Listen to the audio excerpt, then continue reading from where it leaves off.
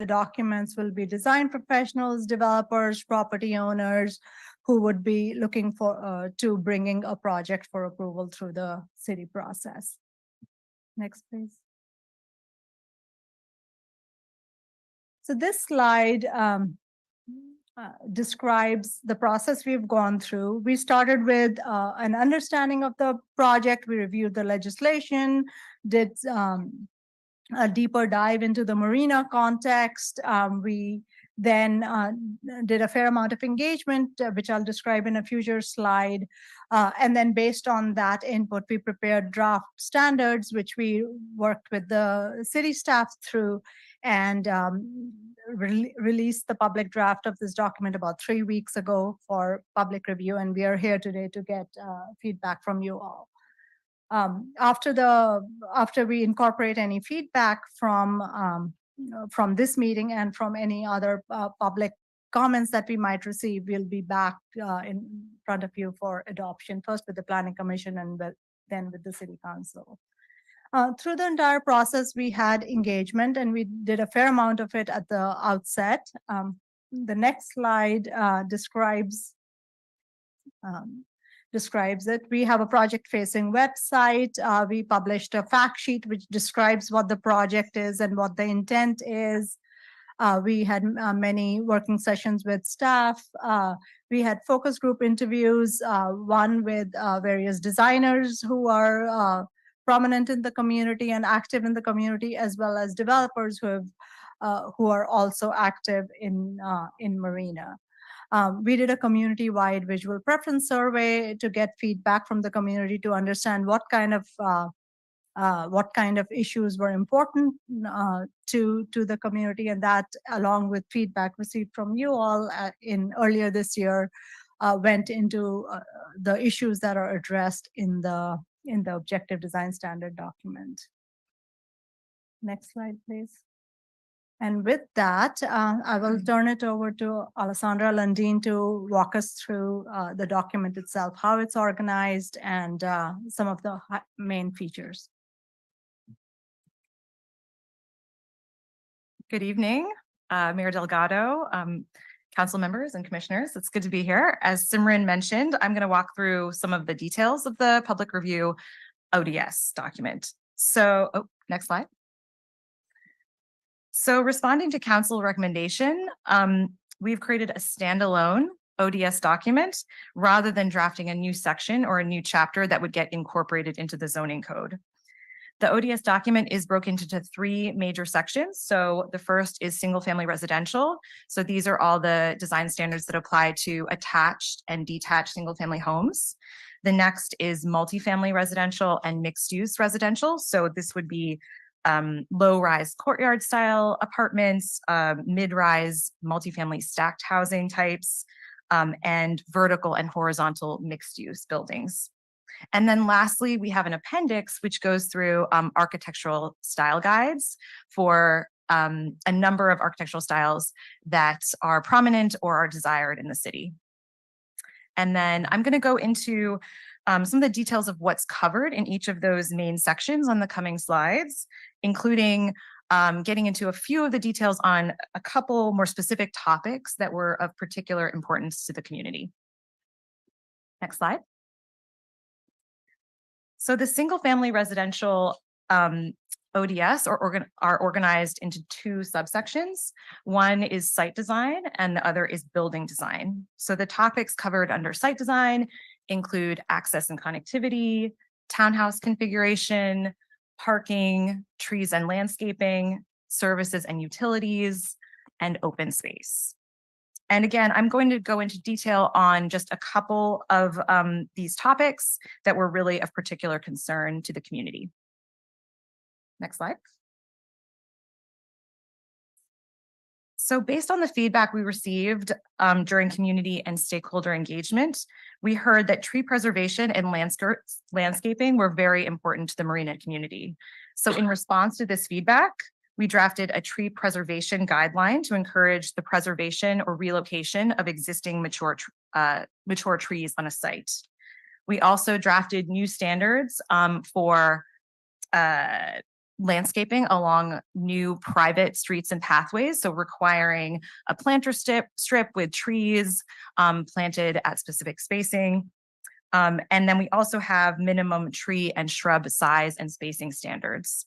And lastly, we looked at the city's existing citywide design guidelines, and we incorporated a lot of those into the objective design standards, but we made sure, again, that they were clear and objective if they were previously written in the guidelines in a subjective manner. So one example of this is drought tolerant landscaping. There was already a very strong guideline in your guidelines document. We incorporated that into this and made sure it was clear and objective, as well as limitations on turf. So you'll see those in here. Next slide.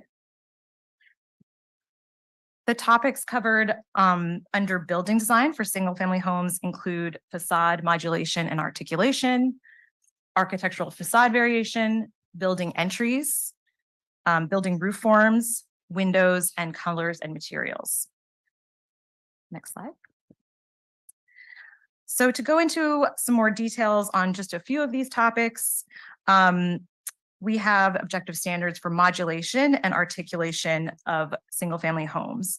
But again, as Simran mentioned, we provide flexibility through a menu of options. So for example, for modulation, we say, please pick 2 of the following 3 modulation techniques, and then we list them. So varied roof forms, use of balconies, porches and overhangs, and or projections, offsets, and recesses.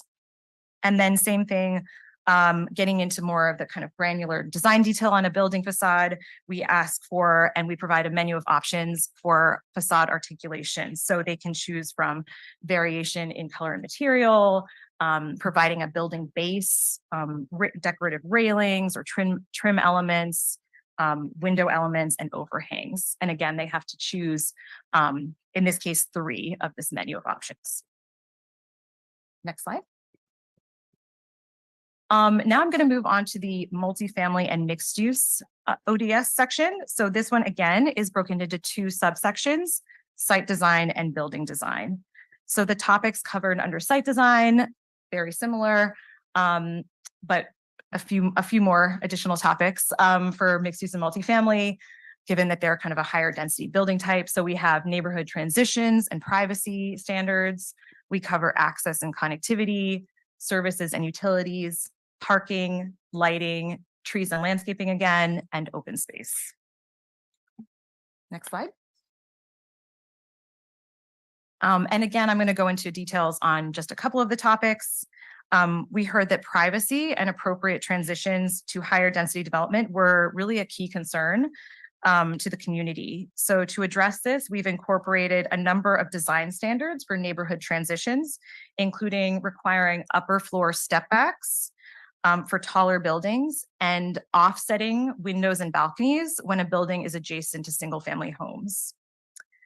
And then we also ask that they provide a landscape buffer with dense plantings. And this is all aimed at making sure that if there's a higher density building next to a single family home, that single family home still has privacy and access to sunlight, for example. Next slide.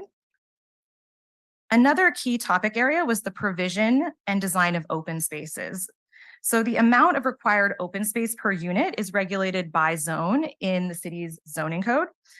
As part of the ODS document, we have drafted standards that address minimum dimensions and the design of open space. So for example, for common open spaces, those are basically open spaces accessible just to building residents, such as a courtyard or a roof deck.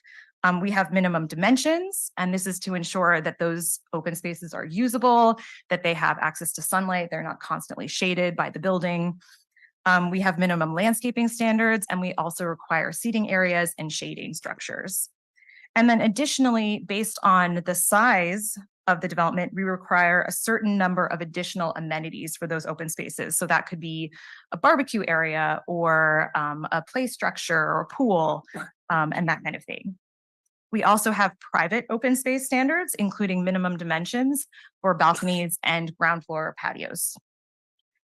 And then lastly, go back one. One more thing.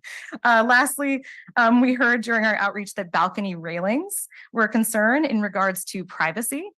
So to address this, we require opaque railings to provide privacy for balconies that are public facing. And then for balconies facing interior open spaces, we actually ask that they're transparent or semi-transparent to promote visibility and security of those internal open spaces. Okay, next slide. Again, another topic of particular concern and interest to the community was lighting, particularly that fixtures are dark sky friendly. So we have standards to ensure that lighting is pedestrian scaled in size, and we have a number of standards that are dark sky compatible. So we require that fixtures be directed downwards and fully shielded to avoid light trespass. We limit the intensity of light. And we also require that lighting be a warm color, so not that kind of bright, harsh white light that you see. Next slide. And then the following slide lists all the topics that are covered under building design for multifamily and residential mixed-use buildings.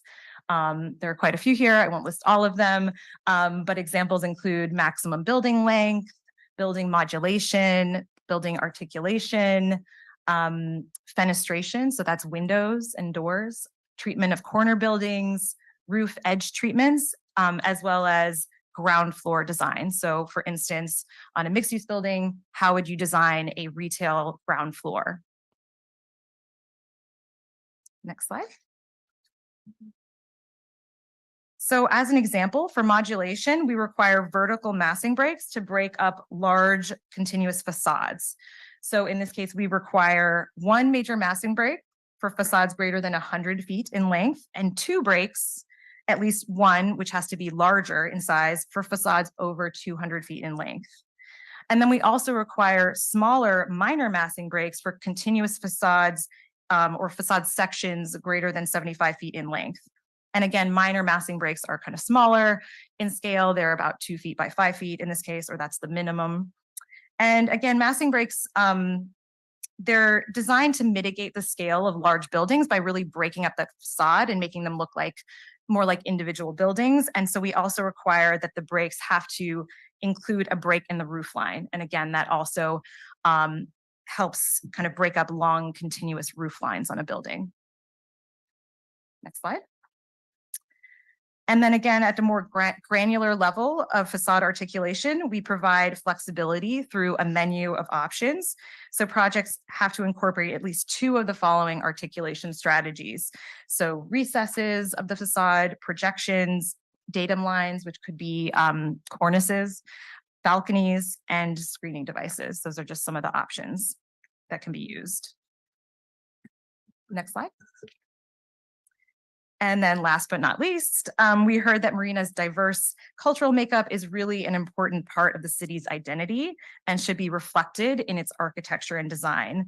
So to encourage a range of architectural styles in the city, we've drafted an appendix, which includes design style sheets for a diverse range of architectural styles. So we have style sheets for Asian-inspired architecture, craftsman, mid-century and ranch, Monterey style, contemporary industrial, prairie, and pueblo. And the next three slides, you can probably just scroll through them, but these are just screenshots of those style sheets for a couple of the architectural styles we've included. And then Simran kind of touched on this already, but in terms of next steps, we really welcome your feedback tonight, and we look forward to the next step of making revisions and coming back for adoption. All right, thank you very much for that presentation.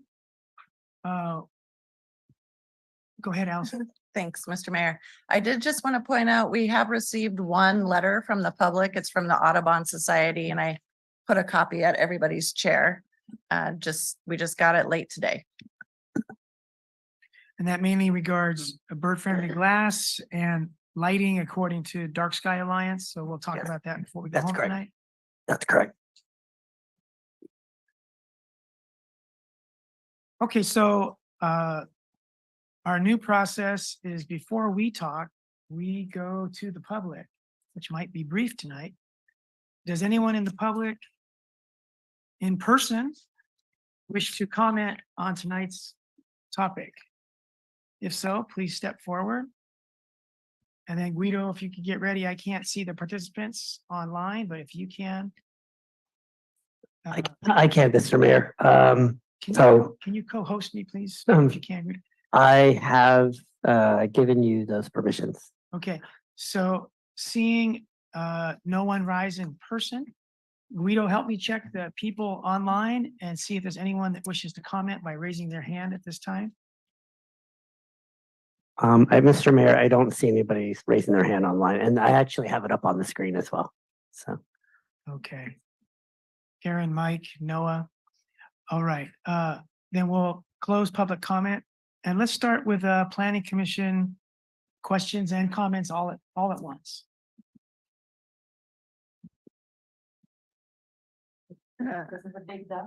Just looking for it again.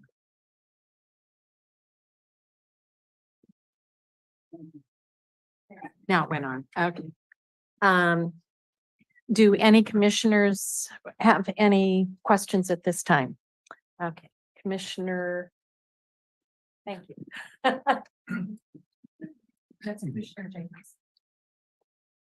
Thank you, Madam Chair.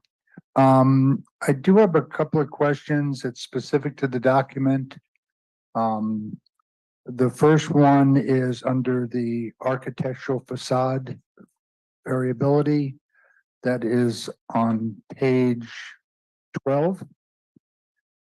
And it talks about the number of stories optional. Is there a minimum or a maximum on that? No, there's no, we are not regulating the story. The height is regulated by the zoning code and Okay. by zone. What we are saying is so that development doesn't look cookie cutter, that the height can be used as one way to differentiate between adjacent units. My second question would be on page 16 under parking access hierarchy. And I know parking becomes more and more of an issue as the state tells us we need less parking. But in view of all of the issues that we've had at Sea Haven with parking, is there additional visitor parking in or around any of these common areas, or how do we address that? Again, that's a really good question. The zoning code has parking requirements, and that regulates how much parking is provided. What we are doing in this document is regulating how the parking that is required is provided. So we are regulating the design of parking, not the amount of parking. So that's something when the city is updating their zoning code, those numbers can be modified if needed.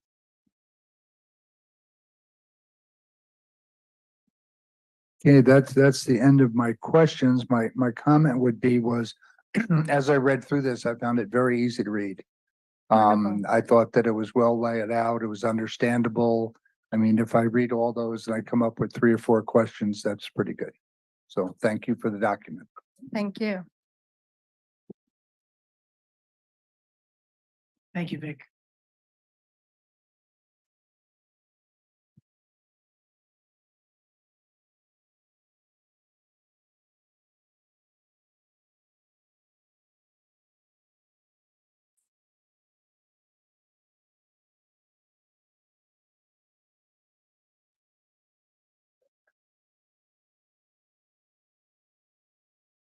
Perfect. Good afternoon, evening, everyone.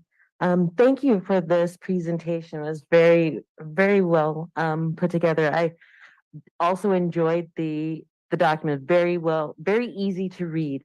I have to scroll. I have several questions, so I do apologize for them, but so if you can bear with me, I have my first question is right in the beginning, where the standards won't apply to the special plan areas, Sea Haven, Dunes, Marina Station, and the downtown vitalization plan.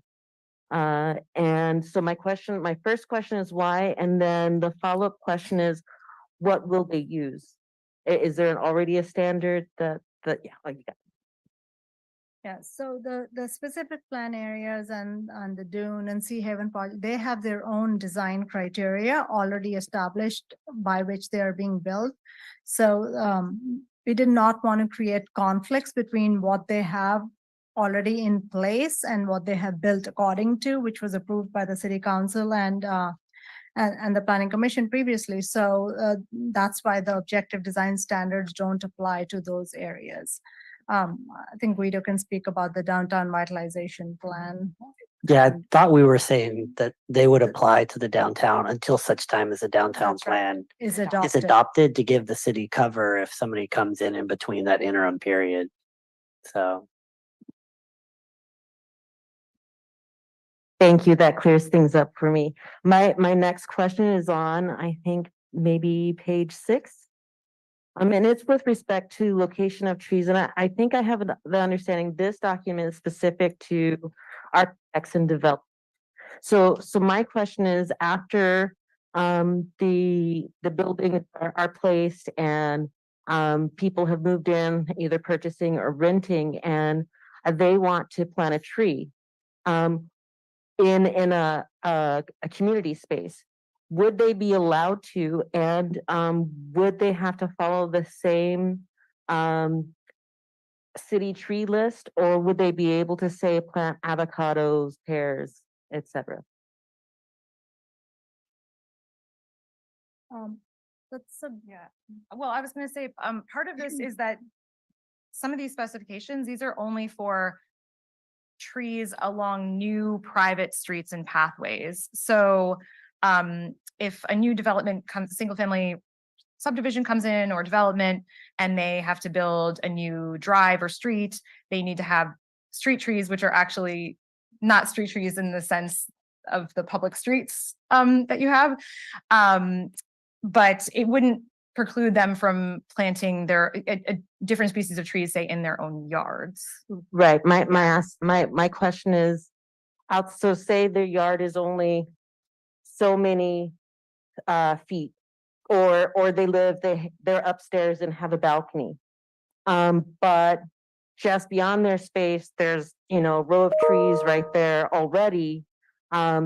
Would they be able to place a tree of their own? Maybe not avocados, but I just pulled one out of the air, but I believe on private property, a homeowner would be able to plant a tree of their choosing. not in a community space. Not any tree in the public space That's what would need to be approved by the city. Yes. Okay, so and they would approach the city and say, hey, I want to put an avocado tree here and fill out application. Excellent. I do apologize. I promise not to take too much time with respect to on page 10. The minimum dimensions for private yards is 15 feet in any direction. Ground floor private outdoor space is 10 feet in at least one direction. And the upper floor private outdoor space is 6 feet in any direction. I'm wondering if this is standard for these types of things. Okay, buildings. All right, perfect. 'Cause it's kind of small, but if that's standard, Yeah. people are already used to it. So There are minimums. they're minimums. So they could be bigger than that. They could That's okay. certainly. And the idea is to What- make sure the spaces are usable. So these are the minimum dimensions that you want to have so that, for example, on a balcony, you're able to put a couple of chairs and a small table, so you actually use it and it doesn't just become storage. Gotcha. So is there a maximum for these areas? No. No. Lovely. I promise I'm gonna try and go.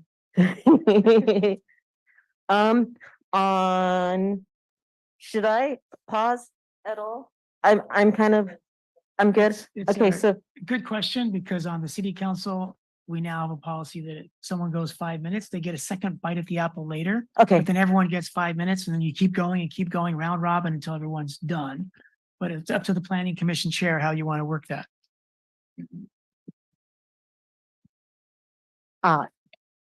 Planning Commission, actually, we allow our commissioners to ask all their questions and we don't have a time limit, but if the council, it seems that we're doing two different processes, it's okay. All right, then we'll let her continue.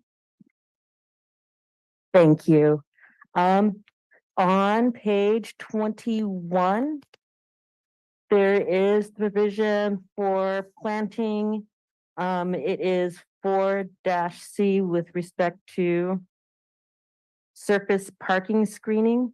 It says, in addition to a fence or wall, screening shall be landscaped with plant materials consisting of closely spaced plants that form an opaque screen.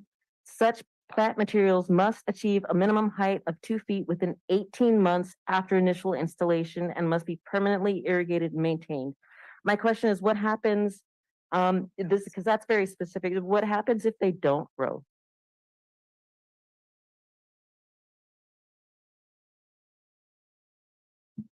You should. Yeah. You're required to replace them, and this is a question of for code enforcement to follow up on that to make sure that the screen has actually grown to the point where its purpose is met, which is to provide privacy. And that's already in our code? Perfect. Lovely. That might be, let me just scroll to the bottom, I think. I had a controversial question that made my heart beat. I think I might skip it.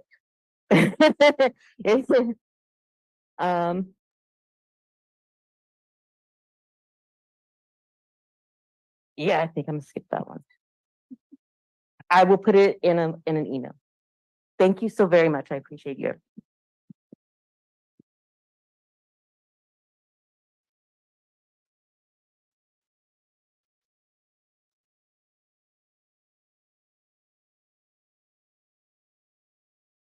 So do any other commissioners, Commissioner Her? And then Commissioner St. John.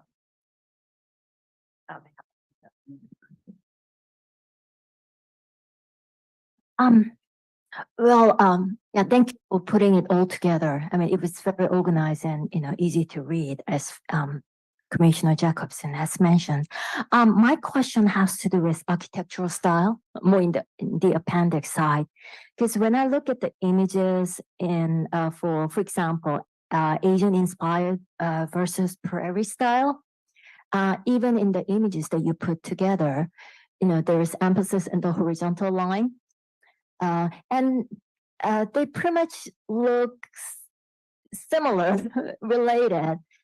And also speaking from personal experience, when I visited Frank Wright's architecture in Chicago, when I saw the house that he designed, it seems like he seems to be inspired by some of the Asian landscape style or Asian architectural style. So my question is, do you have specific plan as to, since every architectural design has its own uniqueness, so given that two styles at least to me look very similar even from the images, do you have specific plan as to how you would differentiate one versus the other? Yeah, that's a really good question. To start off, just a little bit of architectural history. Frank Lloyd Wright was inspired by Asian architecture. He spent a lot of time in Japan, and as he developed the prairie style architecture, he brought a lot of those influences back to the US and applied it to his work. So there are several aspects of Asian inspired architecture on the style sheets here that look very similar to prairie style. And that's because of that Asian influence in his work. The goal here was to illustrate what these different styles might look like. And if there are similarities, I mean, there are similarities between some of the other styles as well. There's if you look at the Monterey style images, and if you consider other aspects of Mediterranean style or Spanish style, there are a lot of elements that are similar in terms of use of materials, shapes, and volumes, etc. So those are just a part of those styles. And I mean, from our opinion, it's okay for certain styles to have certain things in common. That's what kind of helps build a city and make it be different, but still have elements that are common.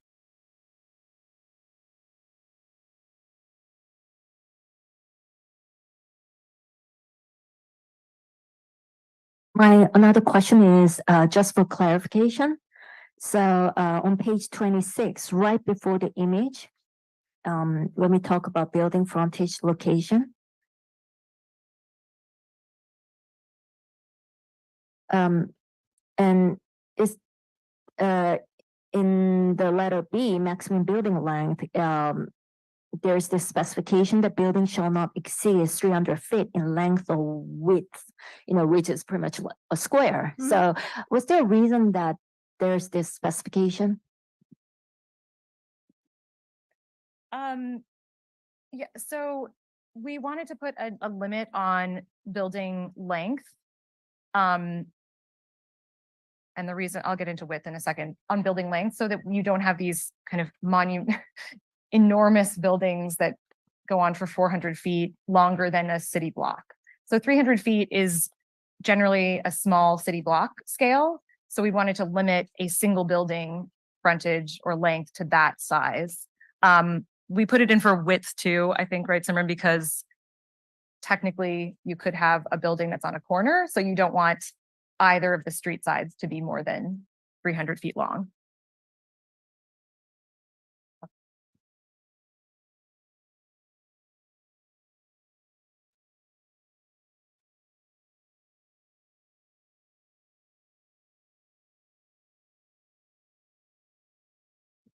Yes. I'm Richard St. John. I want to also express my congratulations, as other commissioners have done. This is a great piece of work that I've seen. It will be very useful and very helpful in the coming years for the architects and designers for any properties in Marina. So my hat's off to you guys. Thank you very much.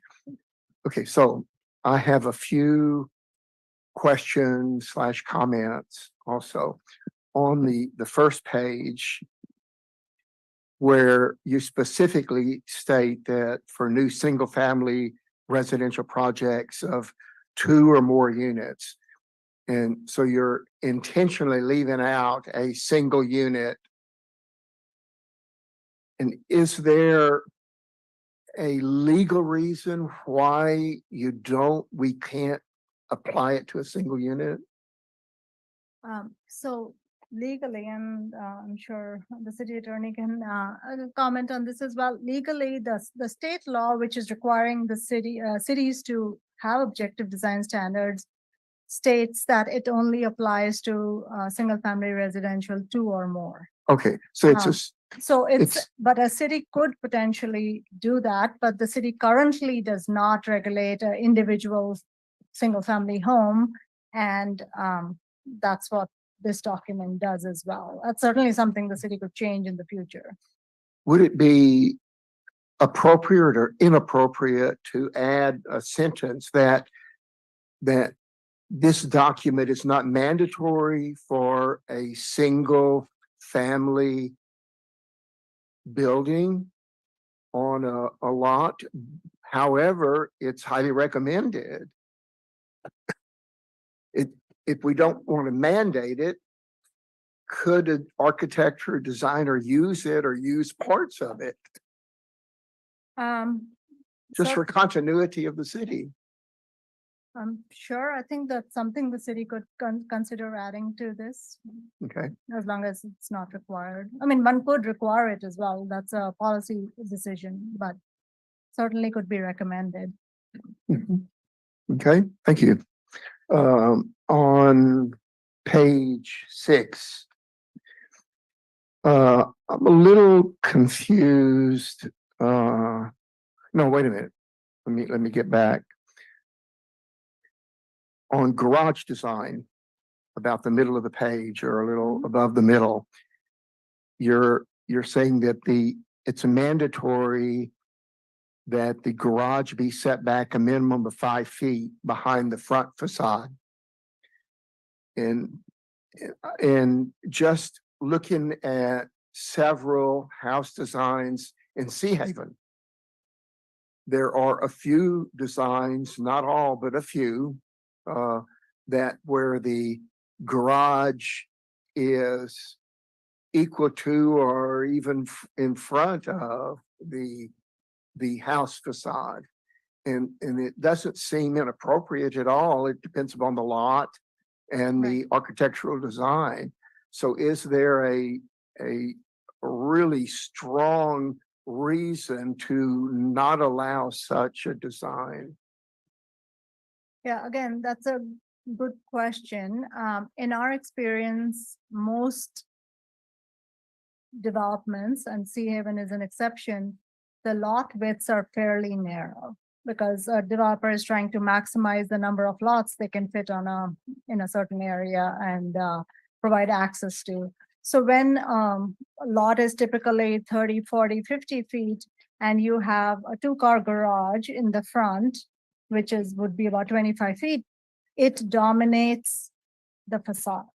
So that is a more typical condition that you see across in most single family residential development. And that's what this standard is trying to regulate by saying if the garage is set back at least 5 feet, then the entryway or a livable part of the house would dominate the view from the street, and it wouldn't be as auto-oriented as if it wasn't the case. And a place like Sea Haven, which has its own standards, and because they are able to design the houses at the same time as they are doing the layout of the master planning of the area, they have a little bit more flexibility. And in that case, they can come up with their own standards that would apply. And, you have, I saw the image you had sent over, and it's a very nice house and it totally works. But typically, that's not the case.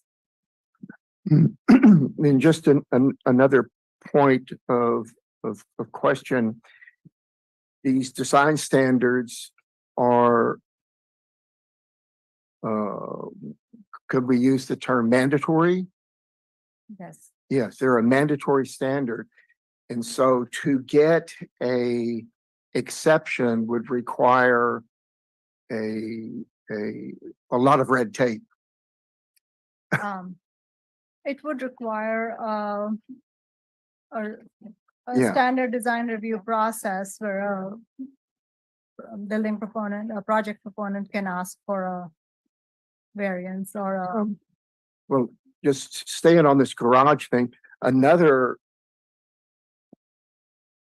normal design is a 2-story with the garage part built into the lower floor. And an architect could set the garage back 5 feet Mhm. and have just an overhang of Yes. 5 feet extra. But it's not uncommon for the garage to have rooms above and be equal to the facade of the rooms above. And so they would have to move the whole first story and second story back if they didn't want the overhang. Not necessarily. I've also seen it where they still have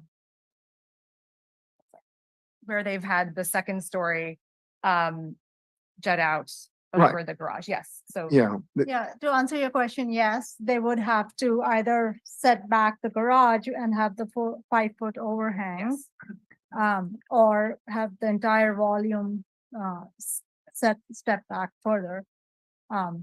Usually what happens is you have your minimum front setback, and then your driveway needs to be a certain depth anyway, so that often necessitates that the garage be set further back because you need 20 feet or so for your driveway length. So it's often designs often work out where it can be set back 5 feet anyway. So this is essentially making that a requirement. Okay, I'm not going to push it anymore, but I think it is a little bit limiting. It will limit certain, economic designs. Certainly, it You know, may. could make things more costly. Yeah. Okay. On the next page. What is that? 5. 5, yeah. Down near the bottom, it's under townhouse site configuration. Says building projections are allowed to encroach within the minimum width of the common path outdoor space.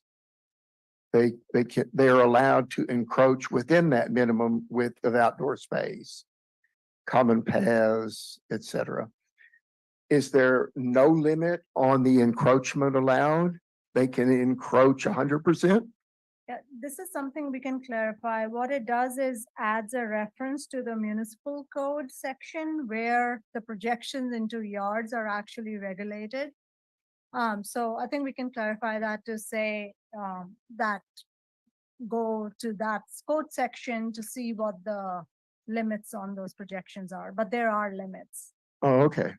Yeah, because when you read this, Yeah, it's not as clear it's as it. almost unlimited encroachment. Okay. So a little bit of clarification there. Just a couple of more. On building roofs, page 13, yeah.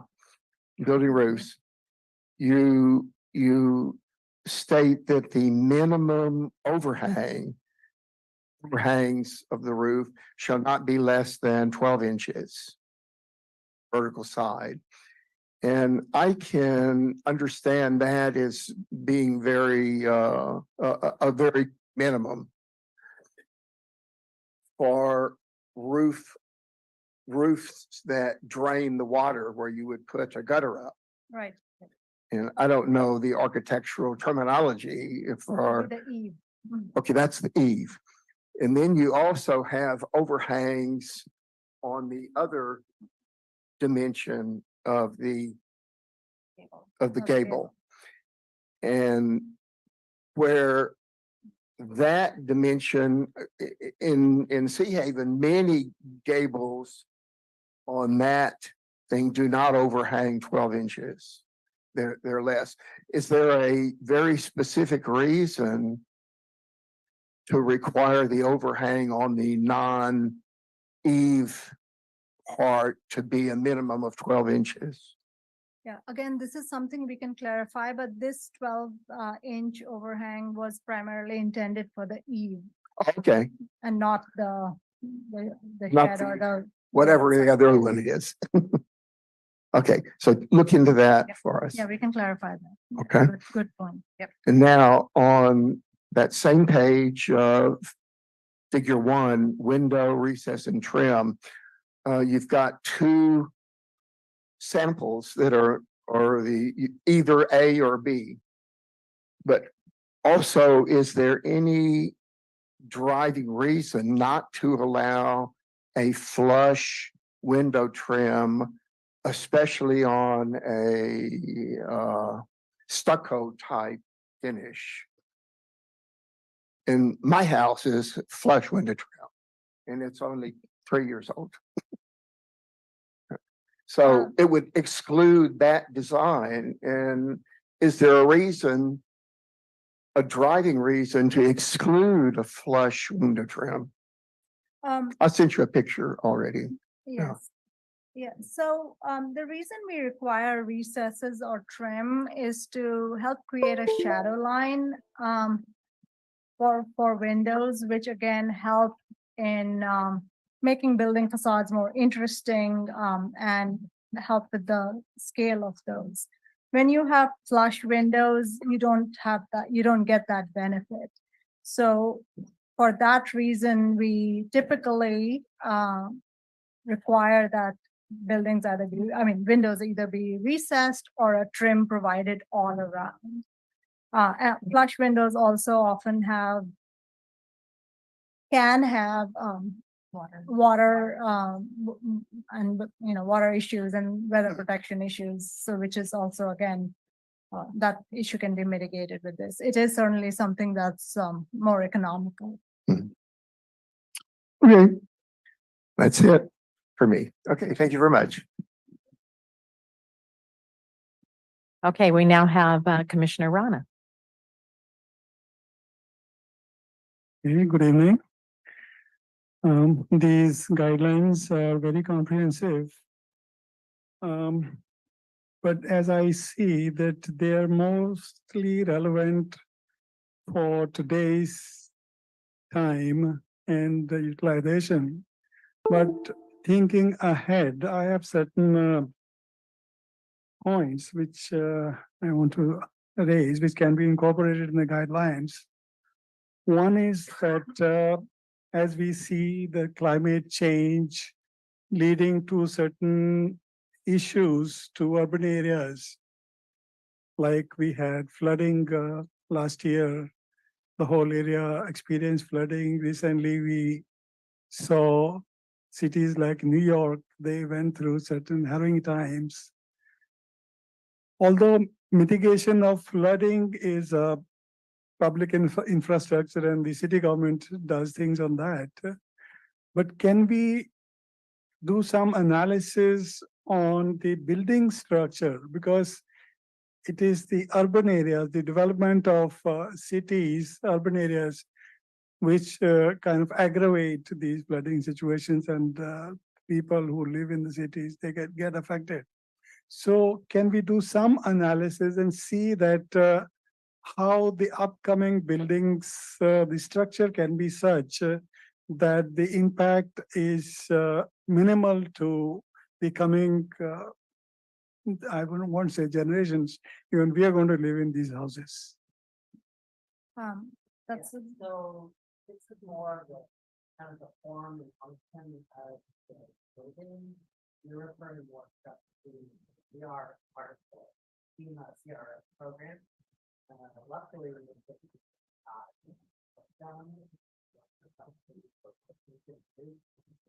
so that would be more.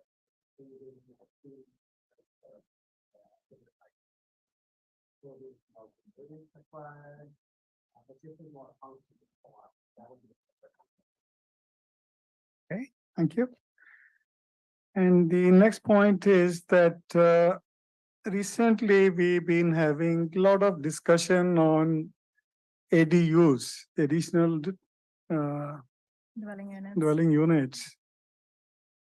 Can we incorporate these discussions in the current guidelines so that we have a comprehensive document that when we are doing some new developments, we have one set of guidelines to follow?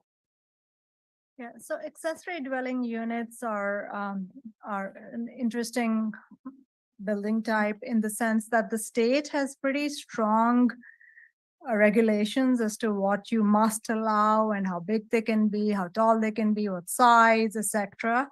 And so typically cities tend to limit how much they regulate ADUs because you want to stay compliant with state law. So for that reason, we didn't address those here. And that's usually a different section in the municipal code that deals with design as well as all the other development regulations that apply. Okay, thank you. And the next one is that in the coming times, electric vehicles are the new norm. And in times to come, we will be having these charging stations in the residential areas also. So some guidelines to be included as to how many, where they will be, and the management and stuff to be included in these guidelines. Again, that's certainly something that the city can include, but not in this document. That should be in the municipal code, because it would apply citywide and it would not be limited to residential projects. The building code also has requirements for how many charging parking spaces that need chargers, etc. So projects that get built are already required to do that through the building code, and we don't want to create conflicts between what we say and what the building code says, especially since the building code does change every few years. And related to this only, the solar panels, I mean, they have the aesthetic, they have impact on the aesthetic aspects of the building and also where they should be. Isn't that also one of the things that we can incorporate in these guidelines as to, it is kind of similar for every city, or it's not on the discretion of the company who is installing these panels, or the user, or the resident who plans? Yeah. Again, solar panels are, and I think you have some experience, and I know Guido, you want to add to that, but I'll start. This again, the building code requires solar panels on buildings of certain size and certain types, so those are required.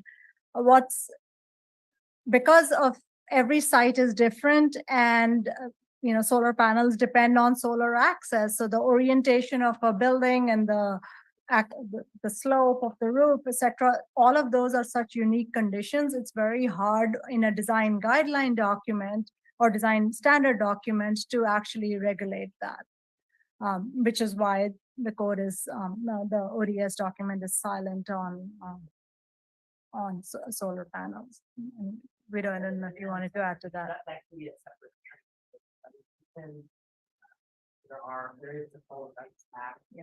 Did a couple times that gives people the right to solar panels, and the state's severely limited cities' ability to restrict solar panels and whatnot, and there has to be a special kind of finding of fact from the building official if we were to require a use permit, which is a very high threshold. So the short answer is probably not in this document. It might be a good opportunity for training for the commission that we can just discuss solar panels in general. So thank you. That's all I have. And next, Commissioner Woodson. Thank you. You know what's great about this is I can sit in this chair with the mic and lean back now. I have a few questions, I think in general, kind of running through the document. I want to go back to the other comment about the plant growing. One of the challenges that does exist in the city of Marina is our sand base, which will take a plant that would grow in 6 months someplace else and could take 18 months. It will still grow, but getting that initial timeline could be double or triple what it is in some areas. So that idea of, okay, within 1 year, the plant could be surviving. It could be thriving in our environment, but just not growing at the rate that it would someplace else. And so I would look at considering that kind of thing. Now, I understand that becomes a compliance issue, but then what we're doing is we don't have a good compliance already. So now we're just adding a requirement that's almost not going to be executable and followed up with. We can look into that. Yeah. The second thing I have is, and this is more of an implementation point, though not implementation exactly. And that is, one of the issues here is how do you select the process? And we go through this and you have all these different elements that you want to select as you're a developer and you're looking at this. Could we create a simple appendix that has a template of what the selection process, design process would look like, so that if somebody is coming in and they're starting to do this, the initial scoping of looking at a design, without having to come to the planning department or having to get further on, we can promote growth by giving them at least a template to say, okay, this is kind of a check in the box of what I would do if I was doing a design. Because again, if we're trying to promote development in the city, we want to make it easy that they could pull up the design standards and not say, oh, here are design standards. We don't want to come to Marina. We want to go someplace else because we don't like this. But then they can look at the appendix and say, okay, here's just a simple template of ideas of what we could do and how that would play out. And I'm not sure if that's feasible or not at this point, but I would just kind of leave that as a, and more of a comment than a suggestion than Yeah. critique. Clarification question, are you thinking about like sample plans, or are you thinking about more like a simplified checklist of what the A requirements are? simplified checklist of the requirements that said, okay, in this element, I have to have 2 of 5. That- And so I could run through what those 2 of 5 are. Go ahead, Yeah, Rick. that would be more on staff in terms of implementation. That would be less on the consultant. We can certainly, No, I understand that. And certainly I work think on it would, that, so. that's why I say it's more, it's something to add as an implementation piece from the staff as an appendix into this document. Because the document is going to be, instead of having to go to 3 or 4 different locations to find information on design standards and what I want to do, could we put it here? I just leave it where it is.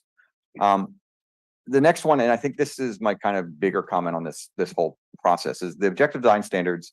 Overall, I'm a big supporter of. We generally have cited on the larger developments. But one of the key areas in our area is infill.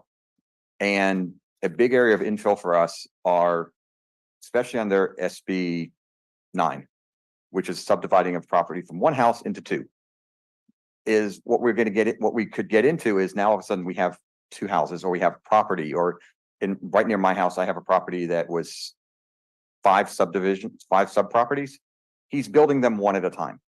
And it may take 18 months to 2 years before he starts building the next one, because he's taking the rent money and saving it up to start building the next one. Does that, it's not very qualified in here of, is that considered would that be considered a single use build?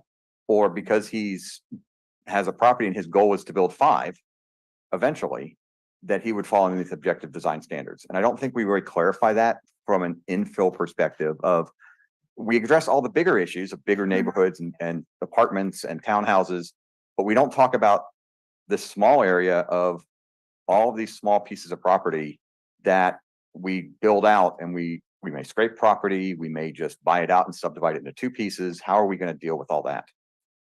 Yeah, so that's a interesting question. So, the objective design standards apply to 2 units or more. So if someone is taking one property, subdividing it into 2 and building both units at the same time, SB 9 has its own standards as Right. well. But in terms of design, in my opinion, and I think the city attorney can comment on it, these standards apply. And that's what I would hope. That's what Ah. I would like to see. But at the same time, when we're subdividing the it, same time, it does open up a conversation piece that somebody could say, well, no, I've got my house here currently. I'm subdividing it. I don't have to follow objective design So standards. if you have your existing house and you're leaving that intact and subdividing your yard and building another unit, then it doesn't apply. Right. I think just kind of the thought process of, again, it's the smaller ones. And most of my comments deal with this small one and the infill properties more than the larger developments. The next one I had is, I get it. This is on townhouses limited to 6 in a row. And in my head, I'm thinking, okay, 6 is wide, but then I have 2 types of townhouses. You have wider townhouses that are not like row houses type of townhouses, where you have an entryway on one side and you have a garage on the first level type of one, where it's 2 side by side and it's relatively wide, like maybe the 2/3 of the width of this room. But then you have more that, if you had them more row house type ones, where the garage is directly over the property. And I'm thinking some of the more apartments, but if they were turned into houses that are off of Palm Avenue that we have here, which is down by the highway on the other side of Del Monte, that 6 is, where did we come up with 6? And based on the design, is it 6? Could it be 6 or could it be 10? Because it could be narrower and it still has that. I know what we're looking for. We're not looking for just a set of row houses like downtown Philadelphia. Right. What we want is some character. We want smaller pieces of character. But I'm not sure that six seems almost arbitrary. Just kind of, I know it's not, but that's my other comment is that. Yeah, just a response to that, townhomes they fall under the missing middle category, right? Right. So they often are in single family neighborhoods or close to single family neighborhoods. And so a six would be typically be, 25 feet, so 150 feet. That still seems pretty wide in comparison to a typical single family home. So the six is arbitrary, but it's a thoughtful arbitrary in the sense that it then is closer in scale to what's already around it. But certainly that number could be, It could be eight. could be Right. 8 or, And I think maybe that was my point is that when we look at our properties, we have such again, if I go back to infill, we have such a diverse set of property lot sizes that are infill, that how do we make that work and maximize that? Because to that point, I don't necessarily know if I'd want to have 6 put in there. Maybe I'd want to have a 4 and angled at 90 degrees with a Right. 4, Mhm. because that might be a better use of the space. It all depends on what we just have a very odd eclectic set of lot sizes, That's the way right, our yeah. city's set up right now. So sometimes it just doesn't make sense. We're thinking 8, which kind of leads to my next point. You're thinking 6 as a frontage on a main road. If you turn it sideways and go back deep into a property that's a very narrow but deep property, then 8 might make more sense. Yeah. I mean, I So- think we can, that's actually a good point. We Yeah. can clarify it to say along the Along the side. frontage, it would be limited to 6, but if it's turned on its side and is going deeper, it could be more. Thank you.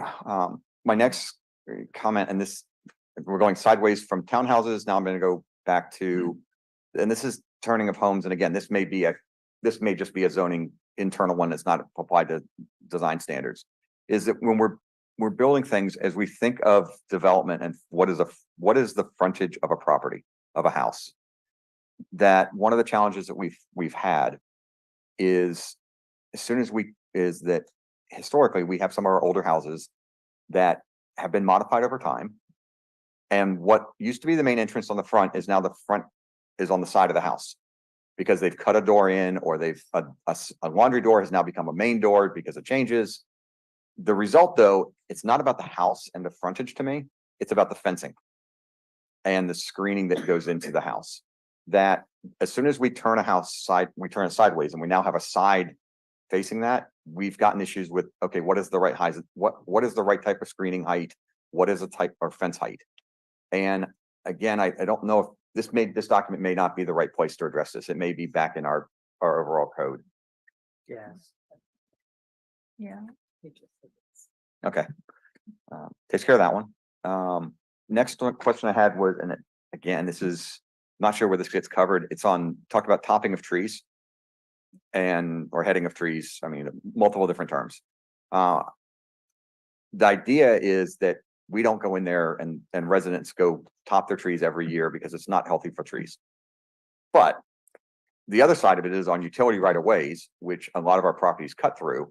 Utility right of ways, especially PG&E, will top trees all day long and not even, a lot of times they'll even tell you they're gonna come out and do that. So the only question I have here is, does that create a disconnect in our standards if we have a house that is built that has a utility right of way cutting through the property? What takes precedence? The utility. Yeah, the utility company can basically do what they want. I kind of know that, but I wonder if that gives us some capability to try to work to. There is topping trees, and then there's the way that They do it. they do it, which is Yeah. just to come in and just lop it off. I mean, you can cut it back and do it properly.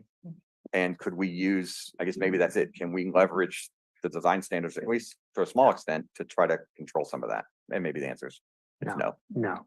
The public just- utility code gives them wide discretion. So, Just Yes. striking out on Especially almost when health everything and here. safety is a Yeah. concern. I'm trying hard, trying. Next one is, again, marginal benefit, but it goes back to utilities. But this goes to above ground utilities. So a big push in the state overall from a fire prevention is pushing towards undergrounding across the board. And within our design standards, can we create a the push that we talk about utilities and we talk about above ground? But can we also make the recommendation that as we are looking to development, that we are actually undergrounding into new developments? I believe that actually is in the zoning code already, or at least for within the property itself for new development. And then the last one I have, just minor, but I've seen it pop up in other areas, in other cities more recently. And that it goes back to screening of fences specifically for trash. And this again, not apartments, this is smaller ones. Developments of, let's say 2 to 4 townhouses of screening of trash cans, screening for RVs and screening for RVs and shelters. So we talk about storage spaces. But where do RVs and boats and trailers fit into this? That's also usually in the zoning code. I know that. But I'm gonna. So without discrediting your comments, Commissioner, these are all really good questions.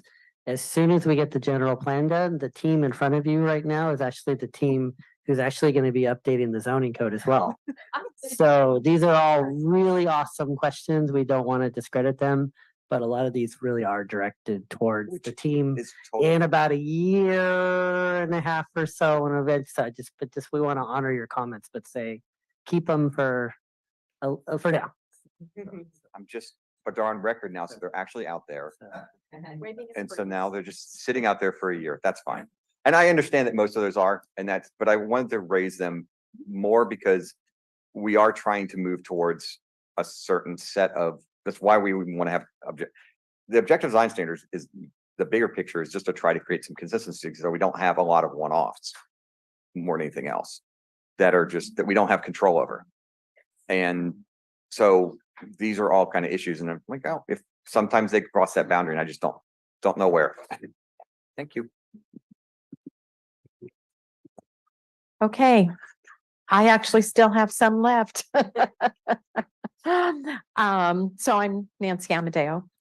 In the analysis, I'm going to go back to that because even though it's not in the document that I saw, you mention several of our projects that have specific plans or soon will have a specific plan. But the one that isn't listed is Cypress Knolls, and I wondered why it wasn't listed in the analysis. And perhaps somewhere in here, we just say that instead of listing ones we already have, just say this doesn't apply to any project that has a specific plan. Yeah, we can certainly clarify that. Thank you. Okay. So now we move on. Under 1.2, the issue of townhomes and the amount of space, if they face one another, is supposed to be 30 feet. And then you can have balconies that, and I'm looking for what the amount was. I think it was Minimum of 6 feet. minimum of 6. Okay. So if it's a minimum of 6, that's actually 12 feet taken away from the 30 feet. Because if it's a space down the middle, then you have 12 feet of private space, 6 on either side, and that's overhanging your 30 feet. So that leaves 18 feet, and we can have a conversation with our neighbors across the public space. And so there was a project that came before us back in 2007. And I remember it because when I took my ruler and I measured the space between the buildings facing one another. And after you accounted for the balcony, there was only 8 feet of space. And that definitely was not private space. And we turned down the project. So what is considered an appropriate distance in order to still have private space. So you can have a conversation. If you want to talk to your neighbor across the other side, you'd have to shout. To me, you want to be able to have a private conversation in your private space. So what is the optimum amount of space? I think that relates, going back to what, let me step back. Yeah. 30 feet between building face to building face is a reasonable amount of separation with common open space between them. Now, balconies aren't necessarily continuous. They may not even line up, depending on the design of the project, they may not line up with them directly across from each other, reducing that open space to 18 feet. So that could be, that number might change. It could be as much as little as 18. It could be as much as 30. Okay, so can I ask a question related to that before you finish? Excuse me, Nancy, before we go on, our city manager has asked that the podium speakers, Oh, sorry. Speak a little closer. because we're afraid that it's not being picked up by audio. Thank you. Sorry about that. So if that's the case, that it could vary from 18 feet to 30 feet, depending upon the articulation of the building, therefore where the balconies exist, can that be part of the objective design guidelines, that it must be a certain distance, at least 18 feet, 20 feet, whatever is appropriate, but it has to be at least that much so that you don't have the issue of lack of privacy. And obviously your next door neighbor and on the same side, that's a different situation altogether, but you can put screening that will help muffle the sound. There are other things that can be done to create privacy, but you can't create privacy around open area. Well, the open space is not someone's personal private open space, right? This is a common open space for the benefit of all the residents. Right, And that's the so- lower area. What I'm talking about is the balconies. The balconies are the private Right. space of that unit. And being able to ensure that they have the privacy when they're enjoying their outdoor space. That's what I'm looking for in the design guidelines.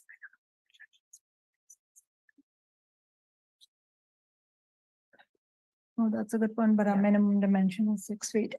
So yes, again, it'll depend on the design of the project, because if I was designing a project, I would put the balconies on the other side and not overhanging on the common open space, right? So these are situations that get dealt with on a project by project basis, and that's why you want to have good architects design your projects. Well, that's why you want this to clarify it in advance, so that when it's going through the process with staff, they can see already that, yes, this is meeting our guidelines. Simplifying the process, that's what this is about. And I'm just looking for a way not to have it take longer than it should. So we can maybe look your into it balconies a do little bit belong on the more. other side. Yeah, we Okay. can look at it again, and also because I have to check back in the zoning code what the allowed projection is for balconies into a yard. Okay. Oh, sorry. I would have to check the code, and I apologize. I don't have it memorized. You don't have to apologize. I don't either.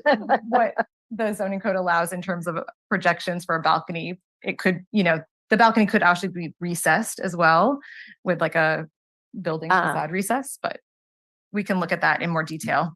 I think that's a good point. Sorry.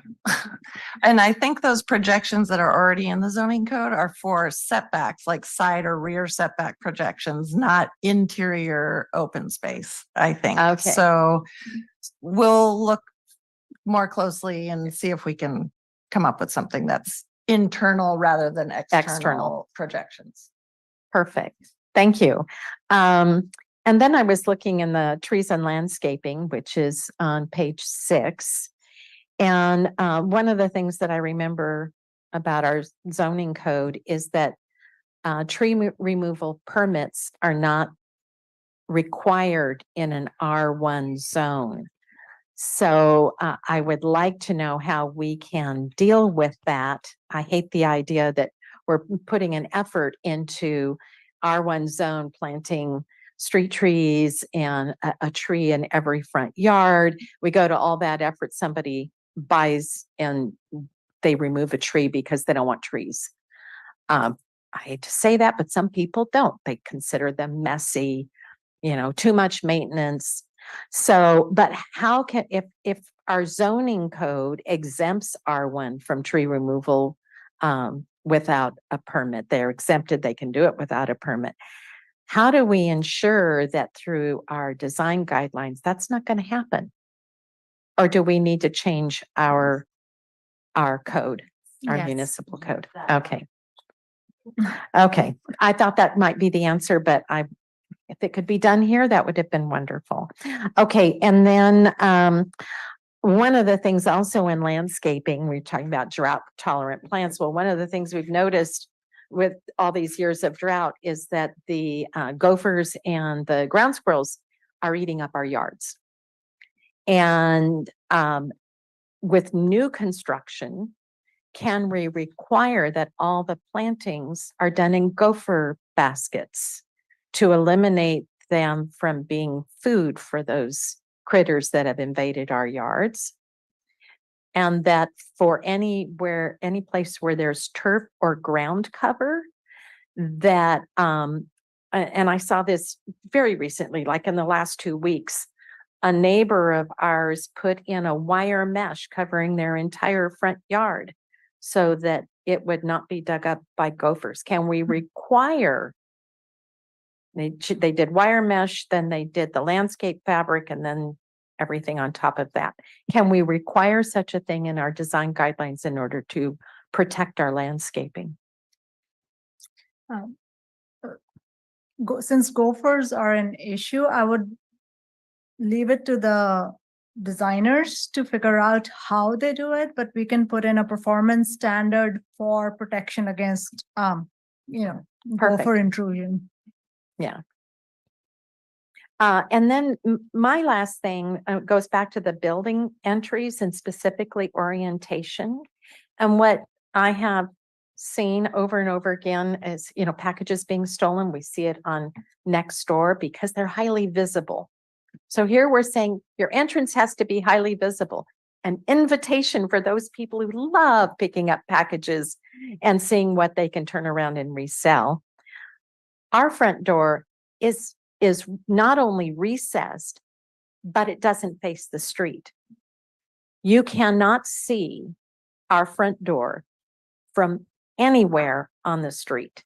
So it's made it a very safe environment for me to say, oh, just drop it by my front door. It'll be fine. Doesn't matter what it is. It doesn't matter if it's a package from being delivered by UPS or it's being a friend who's dropping off a box of cookies to share. It doesn't matter. It is not visible from the street.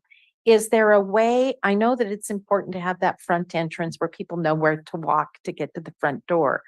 But is there a way of addressing the safety aspect for deliveries that can be addressed through your objective design standards?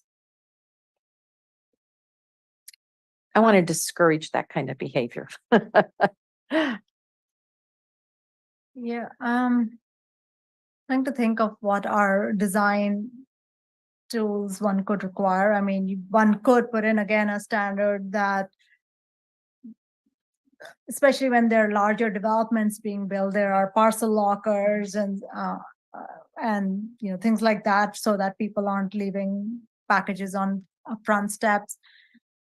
Often if the front door is visible, you expect there's more eyes on the street really for protection. But yes, during the day when people are at work, things are unattended. It's a tricky question. I'm not quite sure how we would deal with it just by design requirements, and which wouldn't be very, very specific, which would, but we'll look at some other best practices and see if there's something we can. I was thinking, things like how you do your landscaping in order to shield a drop-off area for your packages. Not everybody's going to have a package drop-off that's accessible down the street. That's, we have that if it's through the mail, but not all drop-offs are through the mail. Some of them are landing on your porch. So if it can be addressed Yeah. simply through landscaping, through front porch fencing, but just a way of shielding that area that would be visible where packages are going to be left, and they will be left by the front door. So, and those are my only comments. Everything else was covered. So, Mr. Mayor, we are going to send it off to the council. All right, thank you. I'm really thankful for the comments of all your commissioners. Let's go to Councilmember McCarthy. Thank you, Mayor. And thank you to the team at Ramey, for one, just having so much grace and listening to the passionate comments from people like me around this issue. I mean, this is something that started in 2017. Just kind of an anecdote. It's interesting to me that cities across California, including ours, have not had an adopted document in 6 years, meaning developers have had kind of free reign to do what they want, as you mentioned earlier. And I don't know that they've really been knocking down doors or that housing affordability has gotten any better. I do believe this is a step in the right direction over long, long periods of time, but it's really difficult for a lot of people like myself to get to kind of grasp.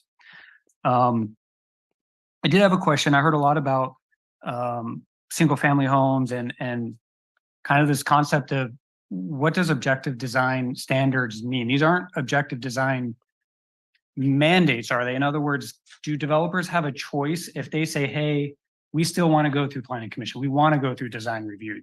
That can happen, correct? Or, Absolutely. okay.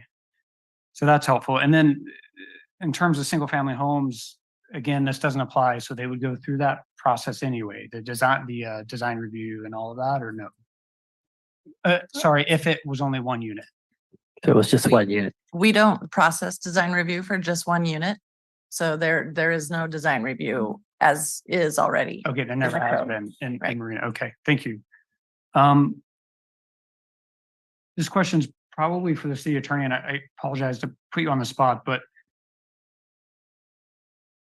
are we at risk for not enforcing these? So in other words, if someone goes through ministerial approval and they have this beautiful design and nobody would argue that it's not incredible, right? But it doesn't follow the objective design guidelines and staff says, yeah, we know there'd be no opposition to this. I mean, some of those things that staff has some ability to still allow through or no, or are they stuck to this and that someone could objectively sue the city and say, hey, like they didn't follow the standards?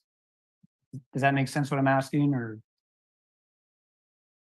I think so. Through the mayor, I think as they've just, as the planning commission has raised tonight, these are permissive objective standards that would allow the ministerial review. Some of the compliance will be driven by code enforcement.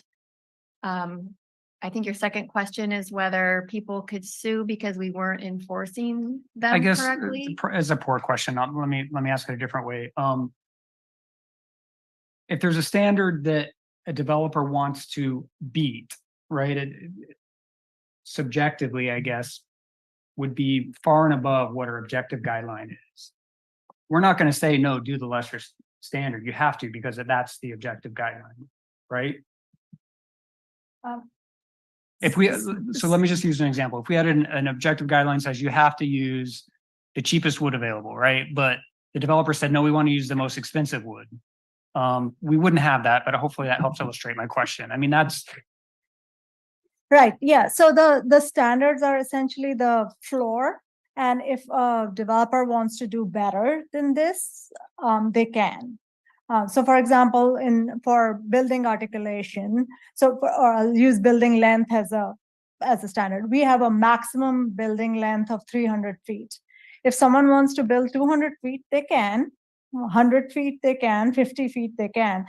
They just can't go over the 300. So it's setting a parameter, and you can go, if it's a maximum, then you can go up to that number. If it's a minimum, you can go above that number. So balconies, minimum dimension is 6 feet. If someone provides an 8-foot balcony, that's totally fine. There's no problem with that. Thank you. And I asked the question because I feel like I was hearing some discussion earlier that said, well, why are we creating this guideline when it could be so much better? But the reality is it can be better if the developer wants to take that path. Right. My next question has to do with balconies, and just because I know we've discussed this at length, and I see on page 25, you talk about the railings have to be opaque. And when the comment was first brought up by a member of the council, I think the intent was to hide things that might clutter a balcony. And I'm concerned that the way that the guideline is written, it doesn't really accomplish that objective to hide, because you can still have opaque rails, right? But whatever building code says, however much space you can have in between, you're still going to see whatever is in that balcony. I'm not super passionate about that either way, but I know another member of the council had mentioned it. So I just kind of wanted to throw that out there and get your feedback. I think I understand what you're saying. The intent of how we wrote that was that basically the wall or railings enclosing that balcony, if it's public street facing, it has to be opaque. So not just the top rail, but it basically has to have a wall around it. It's an enclosure, It's not an the railing. enclosure, Okay. not railing. Yeah. It's a good Yeah, I mean, if that's the clarification. will of the joint bodies here, I would prefer to use that wording. Yeah, that is the intent, so that's a Yes. good clarification. And the last question I'll ask for now, and I've asked it before, it doesn't really have to do with the standards themselves, but the flexibility of the plan, right? Like, there are going to be things that are going to happen throughout the state where cities are going to say, oh my gosh, we should have included that. How flexible is this plan? And do we have a process in place to amend it very quickly if we need to? Yeah. So that's a good question. Once, let's say this was adopted tomorrow and a project comes in 3 days later, and that has something that this document doesn't address, the city would not be able to come in and amend this document at the time, because whatever is in effect at the time a project is substantially complete, the application, that applies. So, but the city could come in and amend it for future projects so it doesn't happen again. Right. It's a little bit of the city doesn't want to regulate every single possibility at this point because that is limiting. So we started with regulating things that are important to the city, what we heard was, and then as time goes by, this is a living document and it can be amended as many times to address whatever other issue that might come up. So I guess, is staff confident that the flexibility is there? If there's something that council and staff feels like needs to be adopted, it can happen fairly quickly? Yeah, any policy thing that we work on, housing element, general plan, objective standards, if there's, policy direction and support, we can certainly amend it. Thank you. And But to Simran's point, once the project is filed and deemed complete, we lose a little bit of our authority, but that's a super minor technicality. Sure. Two other quick things. Trees, these guidelines say shall mitigate tree removal. Could we say must? I think the preservation one is written As a as a guideline. guideline. What's interesting with trees is the city is also limited by the fact that you have to allow projects to get to their maximum density. So in any specific case, if there's a tree that is preventing that from happening, the city may be required to allow for its removal. So, which is why it's written as a guideline and not a requirement. I'm just a comment, but I'm just wondering if staff can reflect on that a little bit more. I mean, I know in this community, trees are incredibly, people are very passionate about them. Yes. I would hate to see a development that removes 20, 30 trees on a lot and there's a may, right? And the developer says, well, not going to do that. And so I'm just wondering if there's any other kind of middle ground in there. And I'm not asking for an answer today, but I want to throw that out there. And the last thing I'll say before I turn off my mic is just very grateful for this letter from Audubon Society. I hope that if they're listening, that we receive more of these. Dark sky, bird protection are things that all that I'm passionate about. And yeah, I'm just very grateful for that. Thank you. Thank you, Mayor. Thank you very much. Let's go to Councilmember Fisher. Thank you, Mr. Mayor. And just like all the previous speakers, I would like to thank you enormously for this very easy to read document. It's not easy what you had to do with that. And I would like to thank everybody for their questions, because I already learned a lot and I got some answers to questions that I had, but I still have some left. Let me see here. This was just a question for staff for page 7 again about trees. Does the city require a tree pruning permit? I could have No, looked it up, but I no, but if you severely lop off a tree or don't prune it in an appropriate way and you damage and kill the tree, that violates our code. okay, but only if you kill it. It's not. If you severely Yeah, damage the okay. tree to the point that you're gonna kill it or make it imbalanced, then now you're running afoul of the code. But to prune your tree, no. Okay, So- thank you. Okay, oh, this was just a remark from me, page 8, about the communal refuse and recycling collection areas. My remark is this needs to include composting options nowadays. It can be hard for multifamily complexes. Yeah, Okay. it's a part of the green waste requirements. Yes. Yes. I think. And page 9, it says common open spaces are shared and accessible only to residents and their visitors. Shouldn't it be possible to design common areas that are also accessible to non-residents? This is already the case at, Sea Haven, the dunes, the parks there. They're just open to the public, and University Village, same thing. So I was wondering why it says that it should only be accessible to non-residents or not. Yes, we actually, this is on page 25. So we actually have standards for both private common open space, which really is just for building residents. So you're thinking you have a multifamily building and the building surrounds an inner courtyard, right? So you wouldn't want to just let anyone in there. You probably couldn't anyway because of building security. But we also have publicly accessible private open space standards on page 25. So you could provide a publicly accessible open space that was accessible to both the general public and residents of that development. And we have specific design standards for those as well. And we also provide an incentive to provide those by saying up to, I think it's 30% can count towards your common open space requirement. Yes, I read something about so many hours a day or so. I read that later. Yeah, you're right. Yeah. And one other thing to add in, there's usually a parks requirement, especially for single family. And so the parks in Sea Haven and Dune, if I'm not mistaken, are providing those public parks that are required by the municipal code. I'm not sure about that, but either way, even if that's not, I hope that they can just be publicly accessible. Yeah, she's bringing up something that we've realized now with the dunes and Sea Haven. We have open public areas that their HOAs can eliminate any public access. And so I think that's the issue is open public space areas, keep those available and open to the public and not able to be restricted. I understand. So then in that case, we could add the publicly accessible private open space requirement in the single family section as well, so that it's very clear if a development provides that, then it can be, it's noted on the deed and there's an easement and all of that, because they'll get a break in terms of some other requirements. We can add that. Yes, I don't know how the others think about this, but that would be my preference, definitely. Thank you.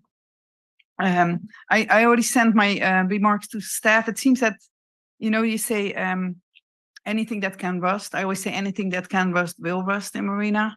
So you're excluding wrought iron and corrugated metal. And it seems that in the document, now and then it's still slipped in there. So you might want to go and remove some of those.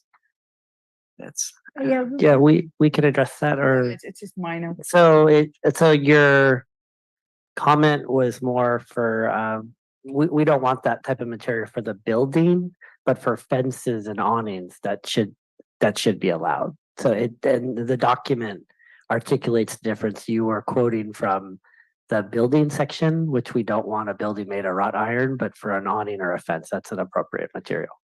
So, About fence for sure, yeah. I would still like to be very careful with okay, it. no problem, no Because problem, it will rust. no problem. And it will be ugly. But thank you for the So, explanation. no. Window placements, page 15. My question is, it speaks about minimum of 10 feet opposite windows of adjacent single-family residences. My question is this measured horizontally and vertically? No. Only horizontally? Okay, thank you. Okay, Elizabeth, do you mind if we move on and come back to you? I don't mind. Thank you, Mr. Mayor. All right, let's go to Councilmember Biala. Thank you, Mr. Mayor. I'm going to time myself here and it'll be just the first round. So whoops, 15 minutes. No, that's not right. Somebody please time me for, okay. All right. First, I'm going to, there's lots of little things, but I want to take the opportunity right now to talk about the bigger picture ones. One, I want to say thank you so much for your appendix. It's beautiful. And I really appreciate that. I do want to say something in terms of, the description and the referral of to the appendix. It is on the last page when you say that it's additional architectural design guidelines. And again, we're still back to the debate about whether cultural designs can be codified and objectified in standards. And the ones that you gave, it seems like all the things you pointed out are compliant with the ODS standards, correct? And I would like to make sure that we can say that any of these designs that you have given examples for could be part of the ODS standards. Right? So I don't think that any of those examples are outside of ODS. I would actually I have a slightly different opinion on that because in our opinion, the style sheets and the reason they are in an appendix is because they are design guidelines. These are not objective standards that any two individuals say that they mean the same thing. So for example, like simple clean lines, I might think this shows that, but someone else may say, no, that's not simple. What does simple clean line mean? That's very complicated looking, right? So it's not actually objective. Right. But anyone looking at these images can see these are Asian inspired designs, which makes it subjective. Right. So, which is why we want to be very careful and not run afoul of the Housing Accountability Act and say this is required when it's actually not yes, it's not required, but the actual way to build it must still comply with the ODS, the standards, right? The rest of the ODS standards, right. Absolutely. Right. So I want to make sure that we say that because yes, they're guidelines, they're of styles, but I crafted this kind of language so that it doesn't seem like it's separate. You know, you're putting it in the ODS for a specific reason. And you talk about flexibility, you talk about, ranges and that kind of stuff, which then falls into that. So just listen to this, and this is maybe not the best way to describe it, but any of the architectural styles in Appendix A can be compliant with the objective design standards and reflects consistency with context-sensitive site design with uniform benchmarks and streamlined review. That is to say that these styles can be compliant with all the ODS.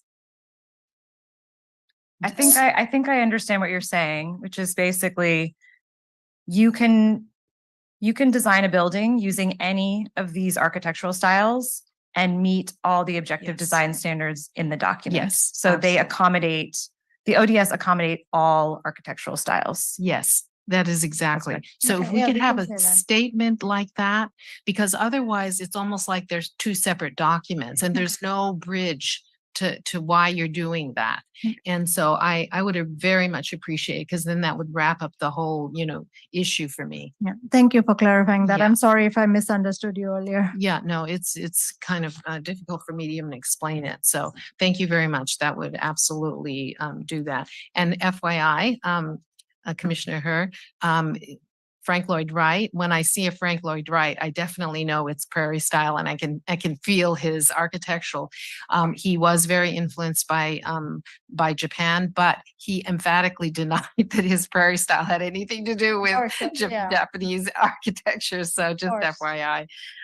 But yes, I do appreciate his architectural style, and it's pretty obvious when you see it. You can just sense it from the design. Okay, the Excuse me, second Kathy, thing. if you have more, can we come back to you? Yes. All right, let's go to Mayor Pro Tem Medina Dirksen. Thank you, Mr. Mayor, and thank you, staff, and thank you too for presenting such a comprehensive document. I'd like to go back to a couple points that Commissioner St. John had made, and I think it started out with height requirements. Can I get a better clarification why height requirements? Am I overlooking something? Is this not the document that talks about how many stories we? Yeah, so the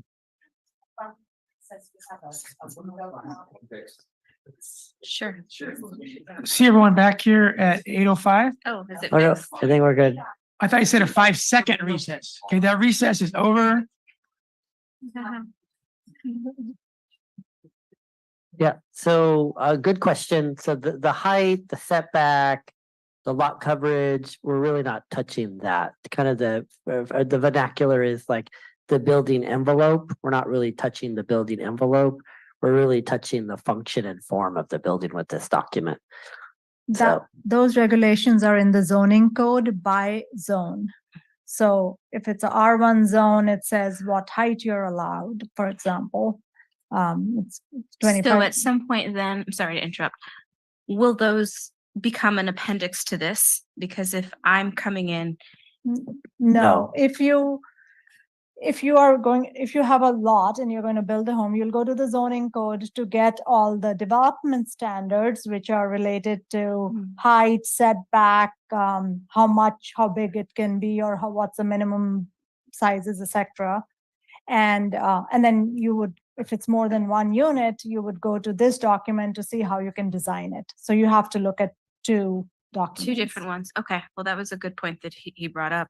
The other one was making it uniform. The point is, I'm looking at particular with the page 1 of the appendix. This document does not prescribe or require a particular style. However, building shall be designed using elements that are authentic to whichever style is selected with regard to building form, detail, colors, materials. So I'm just wondering, this is for multifamily, but I mean, we never had a policy discussion of whether we wanted to have it be for single family properties. I mean, I do believe in property rights as being absolute, but I just kind of feel like perhaps there should have been a little bit of conversation about his comment about whether making it uniform or not.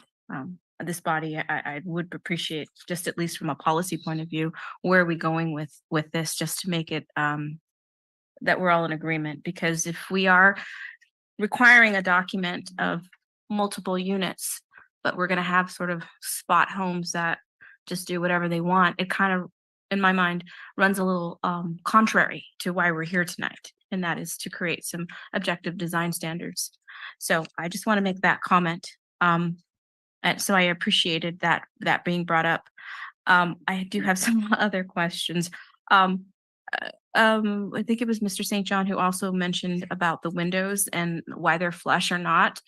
But I'm also taking a look at some of the styles, and they seem to be incompatible. So what's the overriding rule? If you look at some of these windows, they don't have it. So we're hearing two different things. First, it must be recessed, and then you have some examples of big open windows that are not recessed. So I'd like to point that out and work from there. Which sections, council member, just so we can help you out. Let's see. Ooh, okay, well, if we look at some of the appendix colors, I'm sorry, windows, for example, paned windows, I mean, the examples are not flush. And some, Which page? we're in the appendix, for example, the Asian style. You can, yeah, you can take a look at these. And then, the flush mention of the windows was in, hold on a second. Which, I'm looking at the Asian, looking at the Asian inspired, So- page 2. If we look at the paned windows, page 3 of the Asian inspired, there's paned windows and doors. I mean, it's not compatible with page 13 with window recess and trim. So Yeah, the entire opening is recessed. It's a little hard to see in that image. but even in the landscaping, the big windows, slider doors, Mhm, which are yeah. can very well be considered windows. Right, in number 6, those are, the entire opening is recessed, and I think this speaks to the subjectivity of this section, right? One person may think those aren't recessed and another might think they are. So whatever design, when a project comes into Councilmember Biala's point, they still have to meet the actual design standards. So Mr. that Mayor, will apply. could I just give another example on page Absolutely. 10? On the contemporary industrial, that looks like the windows are flush. Are they recessed? So On page 10, the first example, they're showing a very modern one with no setbacks Under- of the windows. Raw materials. Right, but the yes. example is a non-recessed window, which is the clean look of industrial.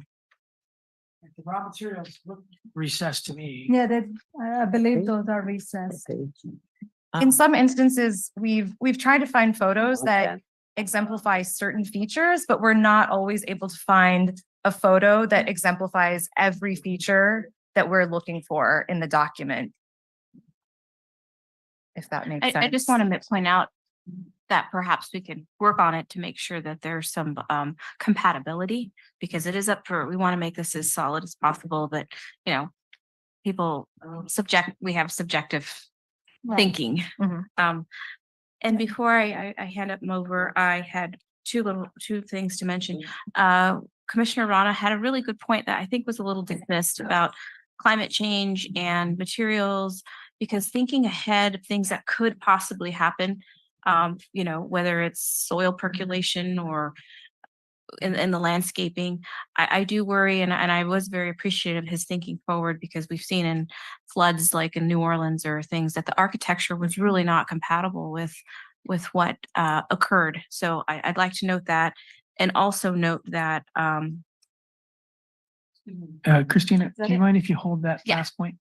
yeah, just remind me, it has to do with green materials. Just remind me, that's all. Thank you. Okay, can you remind me the deadline for this process? Is there a deadline?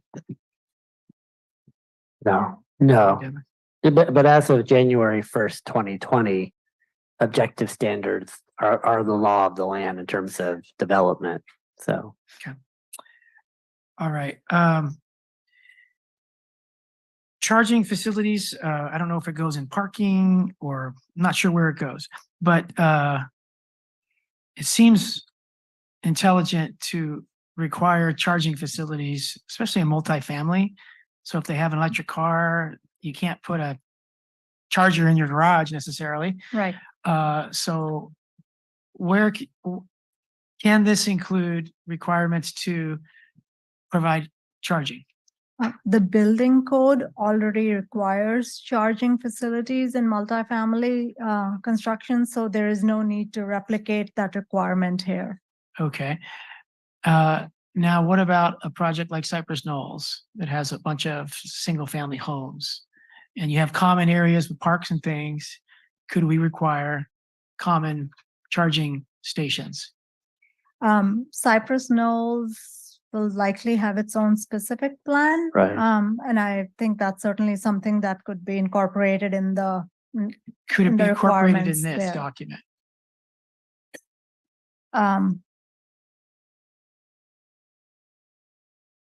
I would recommend including it in the zoning code. But could it be But could incorporated? it be in here, requirement for charging facilities? I suppose we could add that in here, but I don't think that would be the best place for it because charging facilities should be required for, businesses as well as industrial uses and retail areas, etc. So approaching it holistically, I think citywide would be more appropriate, but it's certainly something we can add in here. Okay. Guido, do you have input on this? And so are you worried about kind of the look and feel of the charging station within a multi-family project, or what is the intent? Just so I understand what you're. My intent is to make it more convenient for people to have electric cars. And if you require each home to build a charging wall, that's an extra burden on that home and their visitors. But if you have, say, more than 10 homes going up and you have parks and other common spaces for parking or whatever, if you require some parking spaces to be available to charging vehicles, you're more likely get people to utilize. Yeah. So I would say in the general plan, there's going to be a lot of sustainability policies. And then AB 2339 got adopted last year, the year before, mandating that cities streamline EV charging stations in similar fashion to what you're describing. So to Simran's point, we could put it in this, but it feels like it's a larger discussion within other parts of the code, and state law is mandating that the building departments approve these within 30, 60 days anyways. So. Okay, so if we put it in this and we also addressed it in the future in some other document, we could always modify this as we talked about earlier. This is easy to do, right? Sure. So if we put the requirement for charging stations in this document before it was finalized, would it make more sense and could we say that it would be applicable to projects over a certain size, like 5 or more homes or 10 or more homes, rather than 2? If you put in 2 homes, I don't expect, it's a little more onerous to say you have to put by charging. But at some number of homes, it's reasonable. So could this document say something like, if X or more homes in a project, then charging required? We probably would want to consult with the city attorney in terms of the nexus between function and form and objective standards, and that would almost seem to be if you're going to mandate. I thought you were trying to maybe desire for the kind of look and feel, but we'd have to do a little bit more research on that. I Mayor. would suggest So the zoning code with the parking requirements. So if you're talking about parks in this document, it's a service, right? Why can't you talk about charging stations, which is a service? What we are talking about here is the design of the open space, not how much space is required. Similarly, for the parking for the EV charging area, same thing. If they are required, that's in the code. How they should look is something that we could talk about. Okay, thank you. Can in this document, we require permittees to go beyond the green building code? In terms of High performance standards, double pane windows, triple pane windows, non-drafty homes, airtight homes, air circulation such that you don't have to use as many utilities to heat your home and it's healthier to breathe. Yeah, there's nothing in there that prevents a developer to provide all those features. So my question is, can this document go beyond the green building code, state code? Because that gets updated every 2 or 3 years. But can we go beyond that? Required in this document to go beyond that? yeah, so the city attorney can chime in. My understanding, if you go above the minimum for the building code, you do have to go through the state. I believe it's the State Standards Commission is the one that works in terms of implementing the building code, and amendments above the building code have to be approved through the state. And once again, that would probably be a separate process from this. Okay, so even in our general plan, we wouldn't be able to dictate that. The general plan would not be an appropriate place to mandate higher building code standards than what's above state law. That would be, In our zoning code, could we modify it to go beyond the green building code, or does that require state approval? once again, my understanding is if you're going above the building code, you have to work with the State Standards Commission. So that would not be something in the zoning code, that would be for the larger municipal code, so. I think tonight is really looking at design standards. So we talked earlier about the building envelope is one thing, right? Versus here we're just looking at objective standards that don't apply citywide. So I think if there are initiatives to create citywide standards for some of these climate issues or EV charging stations, I think that's a separate topic to review and determine whether you want to tackle the building code, whether it's something that can be in the zoning code. But I think that's very different. This is a very select group of developments that the initiatives you're speaking about would apply to. And I do think you have another chance to implement and require some of these with a specific plan. So if Cypress Knolls comes forward, you have that approval, you can dictate and mandate some of these provisions. But I think what we're looking at tonight is really, it does trigger a lot more that the city wants to do, both from the planning commission perspective and from the council, but it's really not what's before you tonight. Okay, design standards to me, and I could be wrong, include building standards, like higher performance standards are a design standard. Is that incorrect? So you're conceptually correct, but the reality of it is the construction of a building is regulated by the building code, and all these green features are a part of CalGreen and what the city adopts. So if the city wants to exceed those standards, that's a totally separate process than what this is doing. Okay. Last time we met on this topic, it was mentioned that Santa Barbara has 700 pages of a document where we have 40 pages.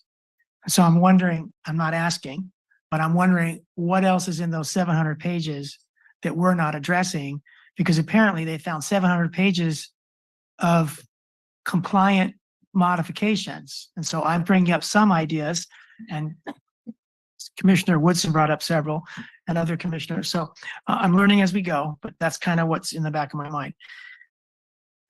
All right. On page 5, Councilmember Vischer kind of referred to a topic I want to bring up, gates and barriers. So I'm hearing rumors, and city manager kind of confirmed that some of the parks in some of our specific plan developments are being looked at by certain residents as needing fences and combinations to the gates so that, quote, outsiders, unquote, can't use them. At the East Garrison development, there's a low-income apartment building, Manzita Place. They don't contribute to HOA fees. So those HOA residents are trying to forbid the children from those to use their basketball courts and things like that. So how far can this document go to prevent that? So you mentioned a distinction between public and private open space areas. So I'm assuming that means that only the public open space areas can have that allowance of people who don't live there using them. Is that correct? Yes, if it's a publicly accessible open space, and that's how that space was approved, then it probably is something that should be recorded as such. And in the future for other projects like Dunes and Sea Haven, etc., that is something that the city could consider doing. Okay, so on page 25, where it talks about publicly accessible private open space, or Papos, Mhm. can this document specifically mention this? Such that it says these spaces will be available to non-residents and residents alike. Because right now it says residents and their visitors. So you have to determine if a visitor is a visitor to a resident or not, and that gets a little bit tricky. It says, PEPOS shall be designed to create usable open space for public use. It's under 4A on So page can- 25. so So that's open to public, being anyone, not limited to residents or their visitors. Right, so where it's appropriate, in a couple of places, this document specifies residents and their visitors. So That's what where appropriate, such as in this section, can this document specify residents and non-residents alike? Just so it's crystal clear. Sure, we can do that. Doesn't change anything, it just Right. Mhm. clarifies it. And that's in the page 25 is in the multifamily section. Does it make sense to change it or specify that in the single family home section as well? Yes, we discussed that earlier as something we should consider adding to the single family as well. And Mr. Mayor, as part of this process, when we review projects, that also can be a condition of approval for specific spaces in terms of having access easement. So we can put it in the document, but to give the council additional cover, we can also put it in the body of, if we have a development project. So. Yeah, that's kind of what I'm thinking. The more places you put it, Right. the harder it would be for someone to ignore it. Right. If you go to page 6, tree preservation, there's kind of a double wiggle room where it says trees should be preserved to the extent feasible. So it's like a double entente. Yeah.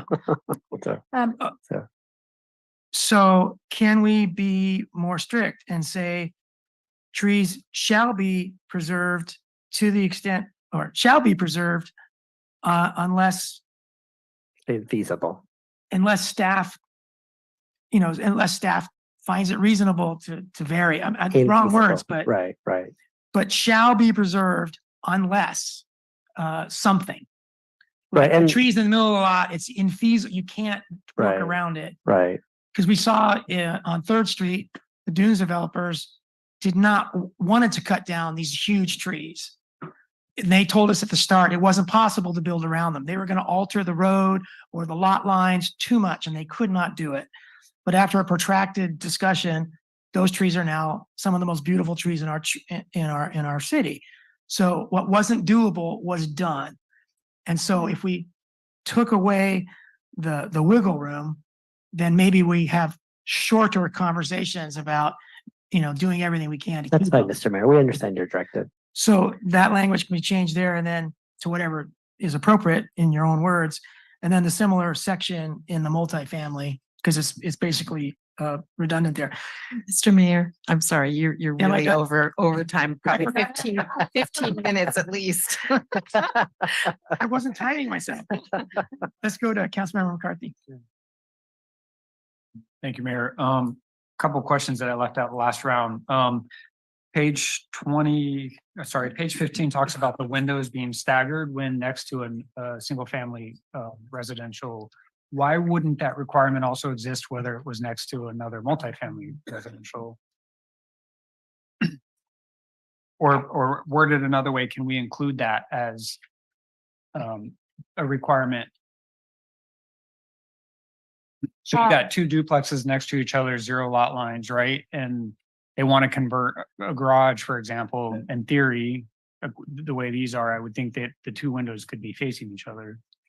The way I read it, it's just adjacent to any residential. So if it was, it just says the windows of the nearest residential building on the adjacent property. So whether it's single family or multifamily, it would still apply.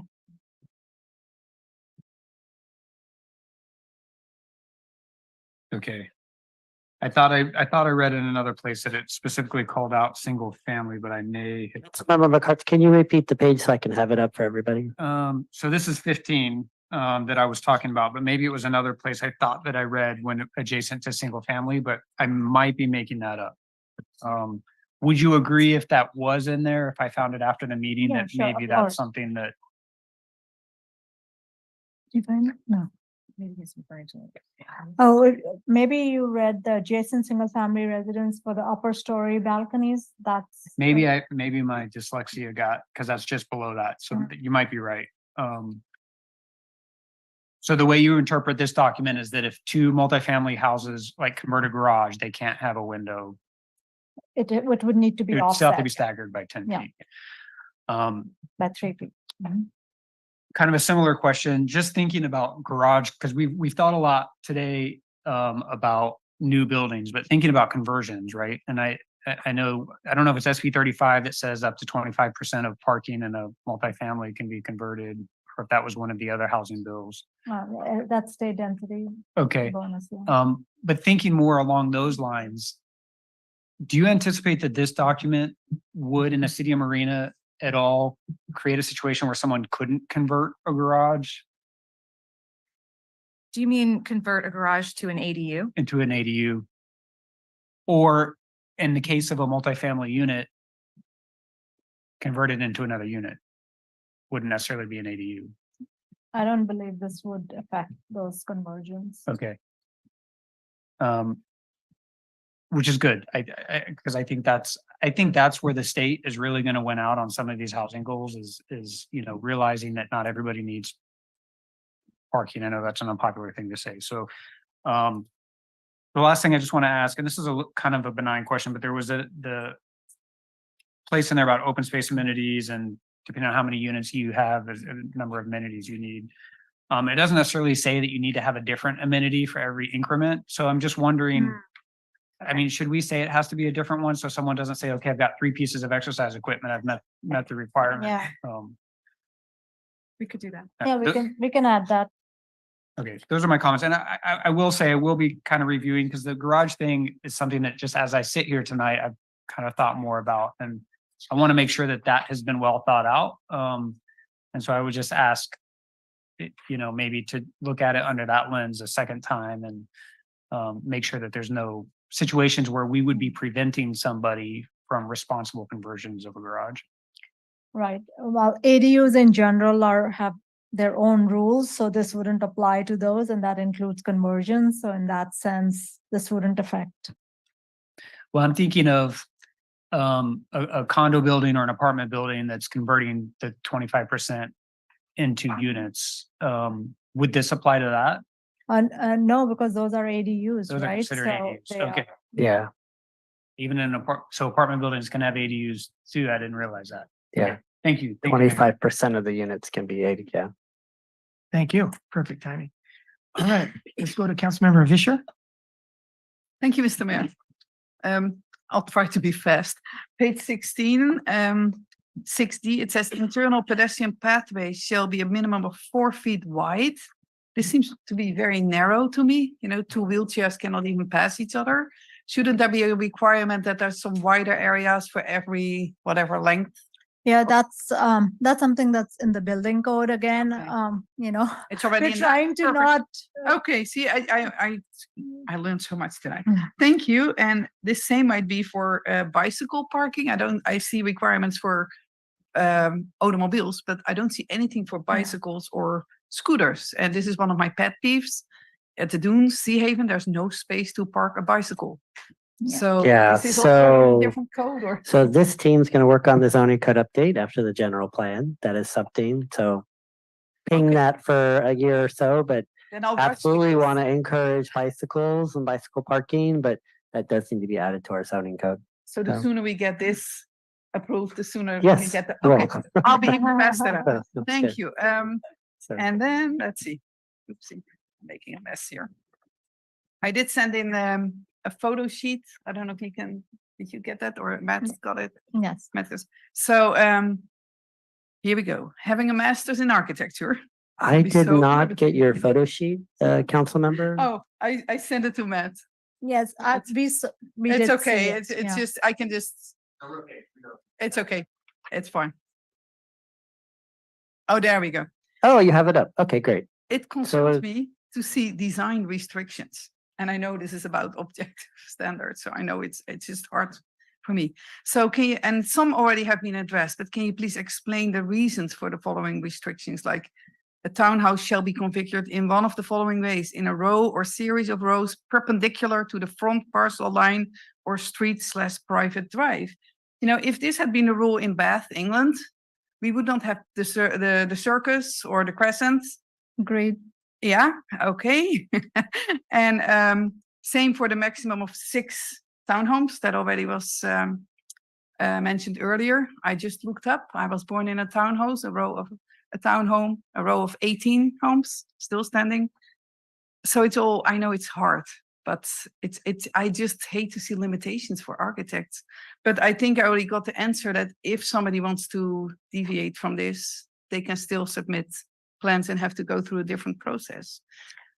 But I think we should try to limit, you know, have as few restrictions as possible. Well, just if I could tag onto that. If you put it in here and they have to go through an extra process, Yeah. that's time and money. They might say, no, that's okay. Yeah. And that's why you get, then everything will look the same. You know, that's what people ask. So Why the is question is, everything? why is it in there? Yes. Does it benefit us to have it in? Yeah, so this document is trying to prevent bad stuff from happening in the city, right? I mean, it's not necessarily like a unique piece of architecture like the Crescent in Bath, England. It's not designed, this is not written to allow that, clearly. No. But that's a unique piece, and if a project like that came to the city, I'm guessing staff and We would you probably be supportive of a very unique, beautiful architecture, so. And it's not that unique. I just added another photo of where one of my sisters lives, you know, in the Netherlands. That's a pretty, the one with the circle, that's 25 years old. I mean, that's pretty common to have streets designed in circular patterns. And, you know, Amsterdam, that's older. For sure, yeah. I mean, there's so many examples, like. The city, for the most part, has a street grid that's laid out. It's not greenfields development that you're seeing where you would see circular streets. So for the most part, these are infill projects, right? That's what this document is regulating. Now in the Cypress Knolls, if there's a potential for doing something more unique, that is will have its own specific plan, which would allow both the developer and the city to work together to come up with the unique look of that space. So for that specific plan, we can try to be way more. Yeah, that's the blessing of working here is we own a lot of property. Yes. And Cypress Knolls, we own. We control our destiny for that project. Yeah. So. Yeah, those options will be unlimited there. So, you know, circles, roundabouts, anything. So, and then, yeah, the same for page 8 to see all vents, flashing, electrical conduits, etc. shall be painted to match the color of the adjacent surface. I know that's what's acceptable nowadays. Yeah. But same thing, we wouldn't have a Centre Pompidou if that was a requirement there. So, and building roofs, you know, primary roof forms shall be gable, hipped, flat, or shed. So no curved roofs, like at the beautiful CSUMB library. And there are also homes with curved roofs. But I mean, we can add curved roofs in there. You can have barrel roofs. You can have other kinds of roofs. Again, so I think that's something we can add. okay, because even for an infill, you know, you could have something. And the most architect might not want to do it, but we could have an architect that has a beautiful design. Certainly, we tried to list the most common Mhm. roof forms we see, and especially with solar requirements, it would be hard to put solar panels on curved roofs. I mean, you can, but it's hard, but we can allow it for sure. And who knows, you know, this will be a document that will be with us for the next decades, probably. So who knows what solar panels will people come up with in the next Right. foreseeable future. But once again, as we've spoken before, this is a living, breathing document. And if a design issue comes up in the next 1 to 5 to 6 years, and we get direction from the council, we will study it, research it, amend this document, and immediately bring it back. So, Thank you, because I really appreciate all the work that's been done. And like I said, this is so subjective, you know, architecture, it's so hard, but one person thinks it's beautiful, another one like, "Ooh, okay, library." So, and just quickly, I scribbled down a few more things. For Nancy Amadeo, you know, the front door not being visible. Other people say it's a safety issue. It should be visible because it's scary to have hidden front doors. But we have this solution can be to have a basket on your porch or a bin. Or I grew up, other home, also town home, 6 in a row. They had a little cabinet, small cabinet on the outside. So deliveries could be just put in the cabinet. Door was closed. Nobody could see it was there. And the last, oh, that's really final question or remark. I saw an example of a balcony railing coming by this evening, and it had horizontal bars. I hope there's a code somewhere that No, requires those it aren't to be allowed. vertical. Yeah, but Okay. horizontal bars are not allowed. Yeah, by the okay, building I was code. hoping Yeah. so. Okay, because children will climb. Okay. Thank you. This was it for me. Thank you, Mr. Mayor. Thank you. Thank you. Let's go to Councilmember Biala. Thank you, Mr. Mayor, and everyone went over 5 minutes, so I hope I'm not the only one being held to 5 minutes. Well, with Elizabeth and Christina, there was a lot of people talking that weren't them, so I gave them a couple more minutes. And I'll take 3 minutes next time. Great. Okay. Well, again, sort of big picture. What I've heard is that sometimes we choose standards that are arbitrary because it conforms to the current status quo. And I just want to say that this is a document that will likely live for a long time. And so we have to think of what we can't envision, but account for things like the curved roofs that maybe, aren't so popular today, but might be, or as I think it was Commissioner Woodson said, not 6 townhouses, but 6 to 8 townhouses, because density, of course, will be driven harder and harder in the future. We know that already. We talked about Commissioner St. John talking about flush windows, the modern look, and I know maybe you're saying that, some difficulties with rain, but there's lots of modern buildings with flush, windows, and that's part of the architectural design. So I just want to, to say that we should include as much as we can, not just about what is current in today's society, and prepare for the future. So these kinds of ranges are good, and you've started that, and we can just expand it and also add more to it. So that's my request going forward. Also, with the Pueblo style, I just want to note that in some of the standards you talk about metal, stone, other things, and I want to make sure that I guess this is this called stucco, or is this called adobe, or I don't know what kind of material this is, but I would like to see that part of added into somewhere in these standards, because that's part of one of the designs in the appendix, but it's also pretty common.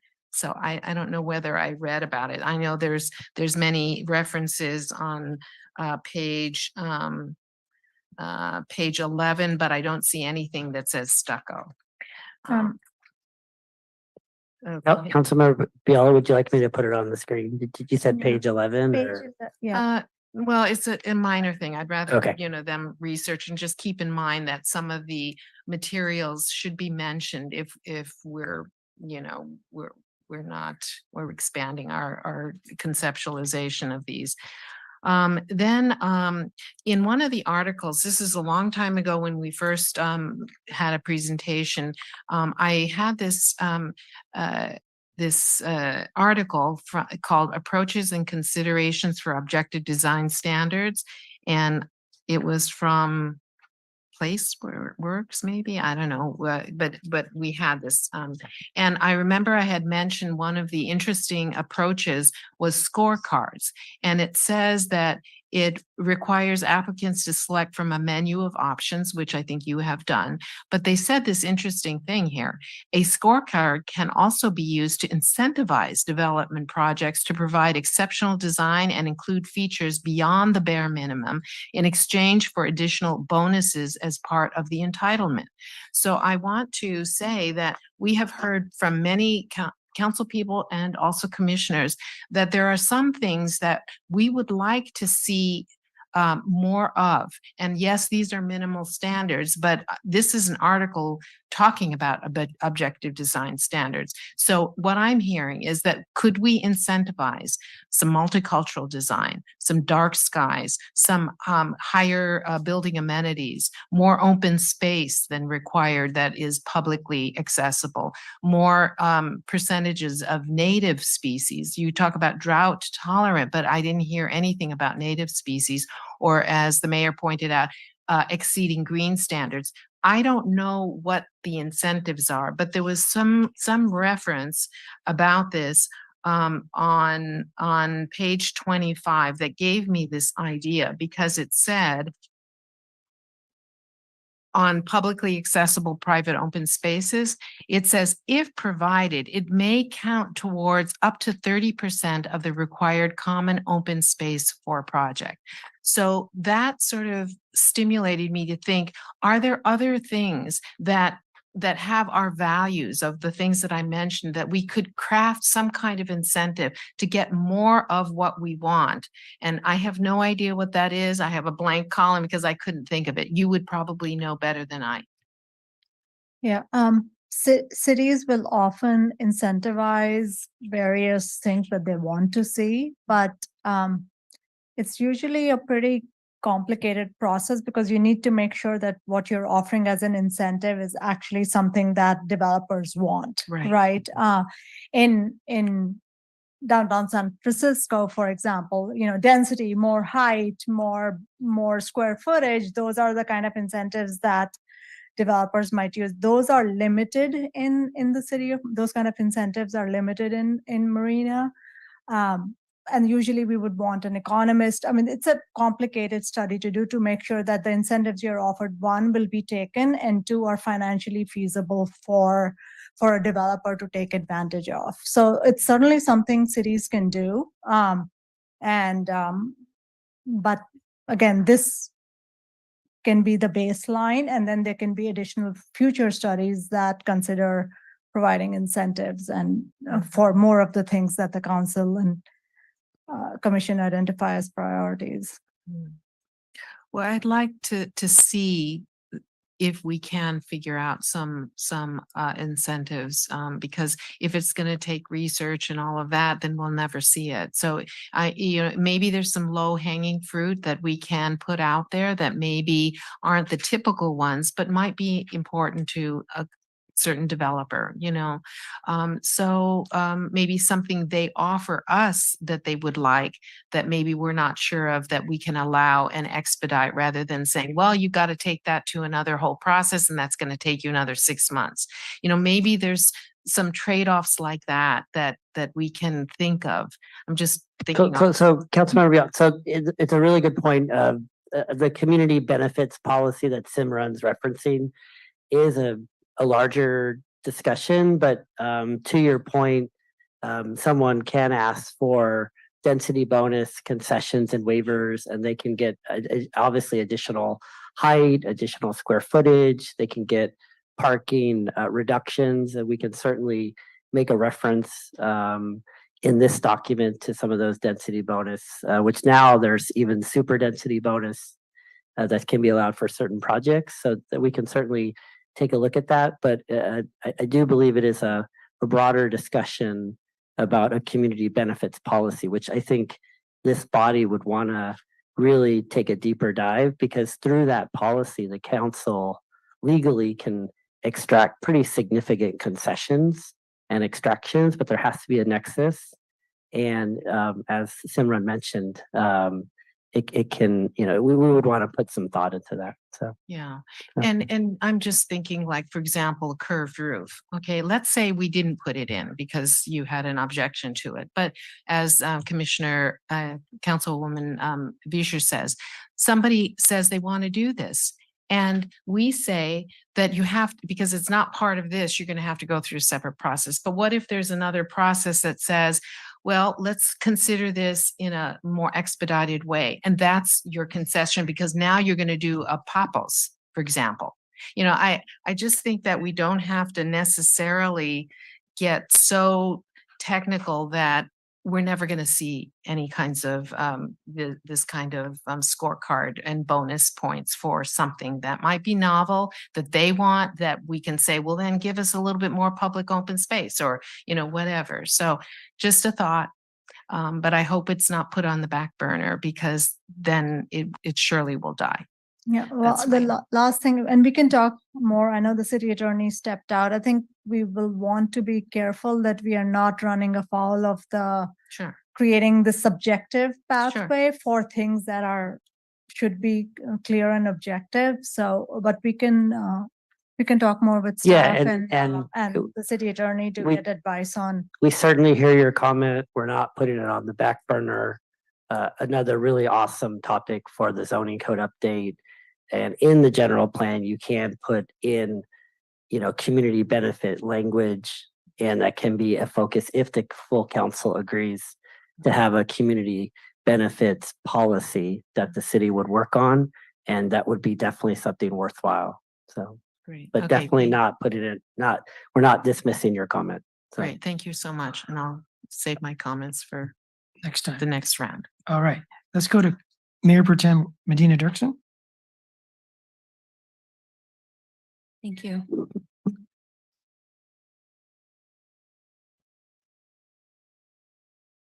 Um,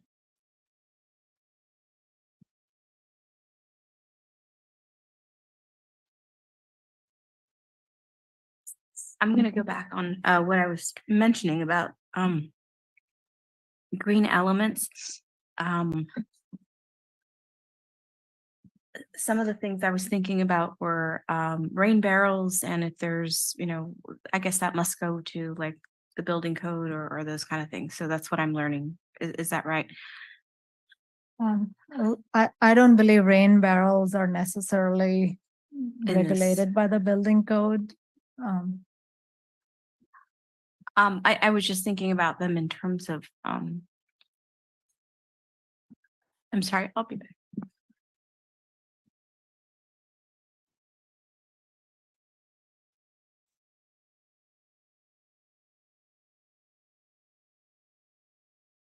Okay, I hope you're okay, Christina. Let's go to Councilmember McCarthy. Thank you, Mayor. Yeah, just a quick support for Councilmember Viala's comment about scorecards. I'm not asking that we go down that road now. It sounds like we're too far along, but I do think there's a place for scorecards. And the example that I've seen used, right, is like when plantings. You could say you get 1 point for every 1 gallon, but you get 5 points for a 5 gallon, right? And so it just gives the developer a little bit of flexibility, which I think is good, to have that kind of variety of design. And I think we could think of a lot of other examples, but I certainly support that comment. Thank you, Mayor. Okay.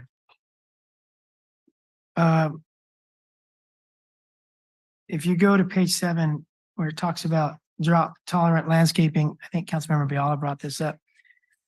There's a document called Fort Ord Guidelines, Fort Ord Landscaping Guidelines. It's about landscaping.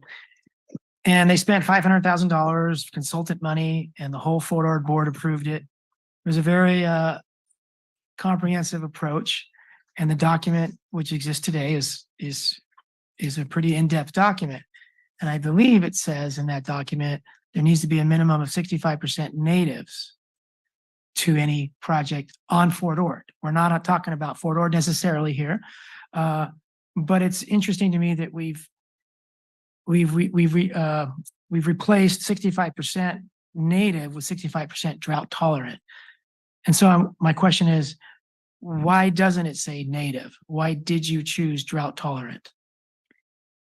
Well, I'll address part of the question at least, first with, we took this from the city's existing citywide design guidelines, and I believe, unless there was typo, this is exactly how it was written in there. So it was 65% drought tolerant plantings Right, are required. that's correct, that's correct. Do you know what year we created those guidelines?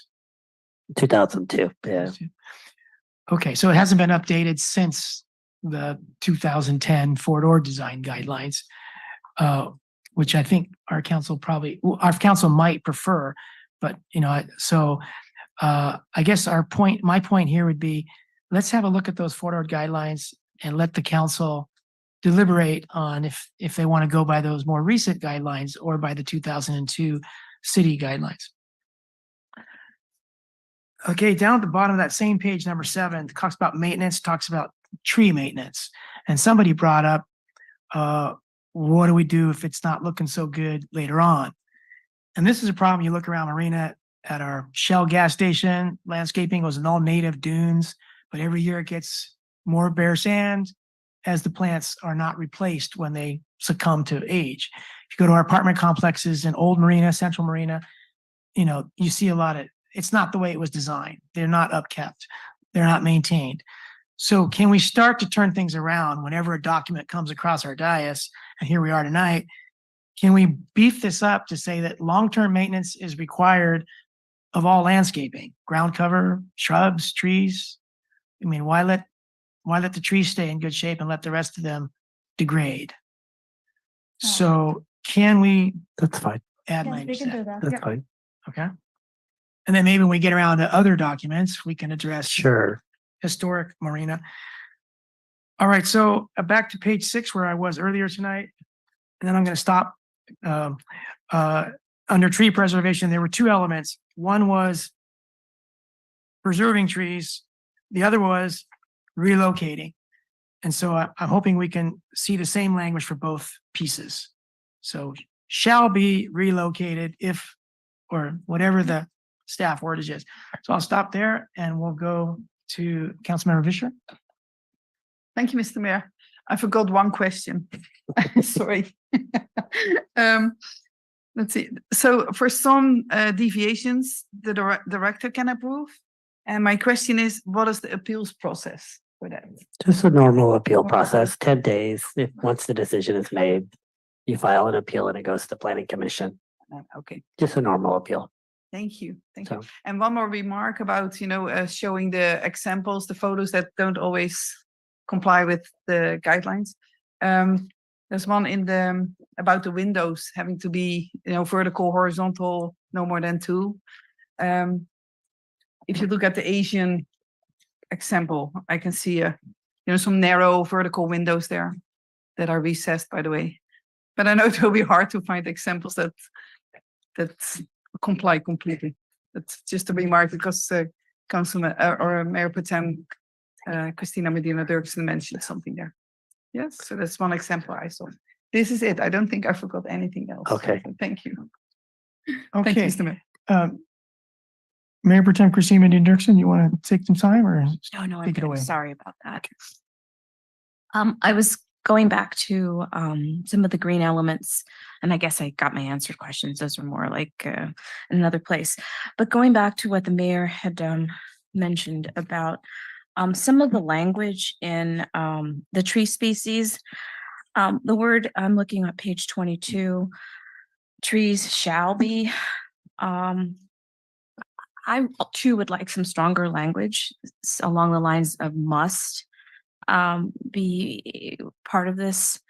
I prefer trees because I also see a problem with potentially invasive plants coming in, and we are a very tree focused community, having some experiences and also just overall feeling a need to protect our trees. So I'd like stronger language there. The other things that I had was, let's see. Councilmember Fisher mentioned about the, she's brilliant, about the paths being a little thin. and maybe this isn't the place for it, but perhaps it is. I wanted to see if we can ensure or maybe put lighting requirements there, and also ensuring that they are some language backing up that they are ADA compliant. Let's see.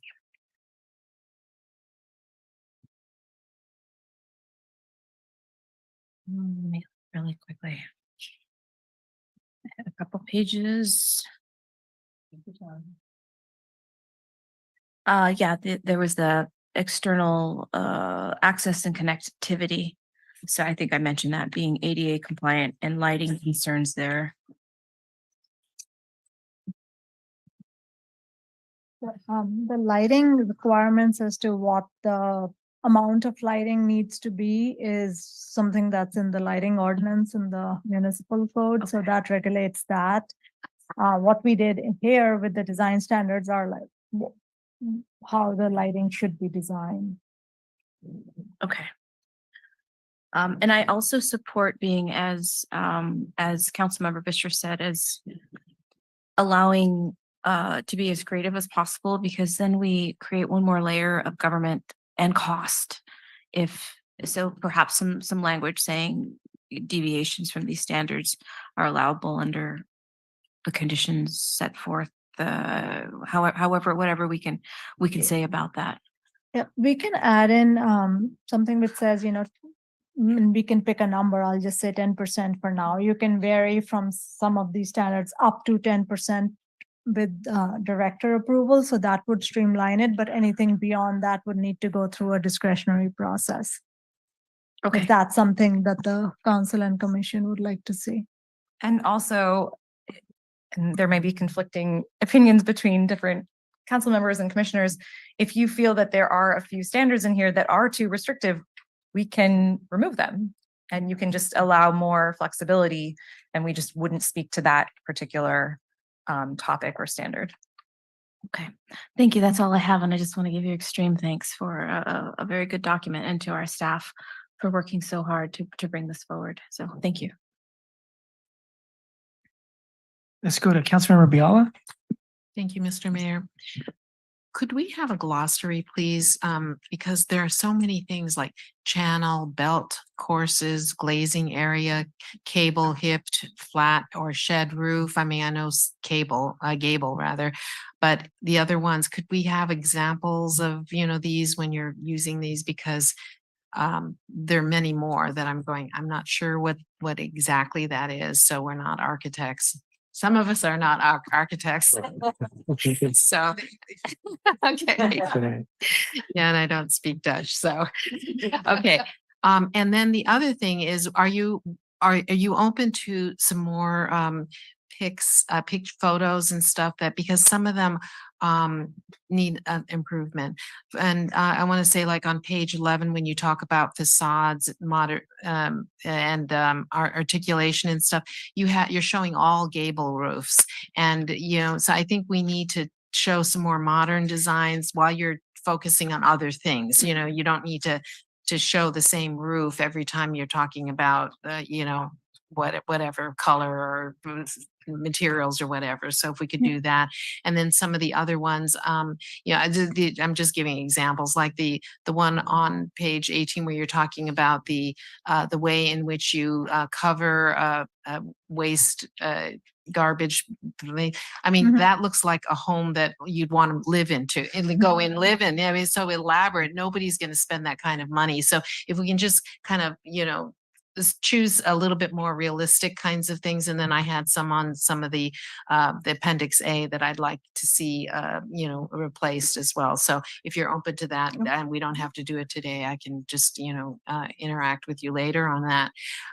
Then the other thing is that there is some standards where, and I know Commissioner Rana was speaking about the rooftop solars, and I understand there's a lot of regulations on that, but is it not possible to say, for example, that that it conforms to the roof lines? I mean, I hope that you could imagine somebody putting the roof is here and they're putting it 5 stories higher, or that they're extending it way beyond the roof line, et cetera. So it seems like from a design standard that we should be able to articulate some of that.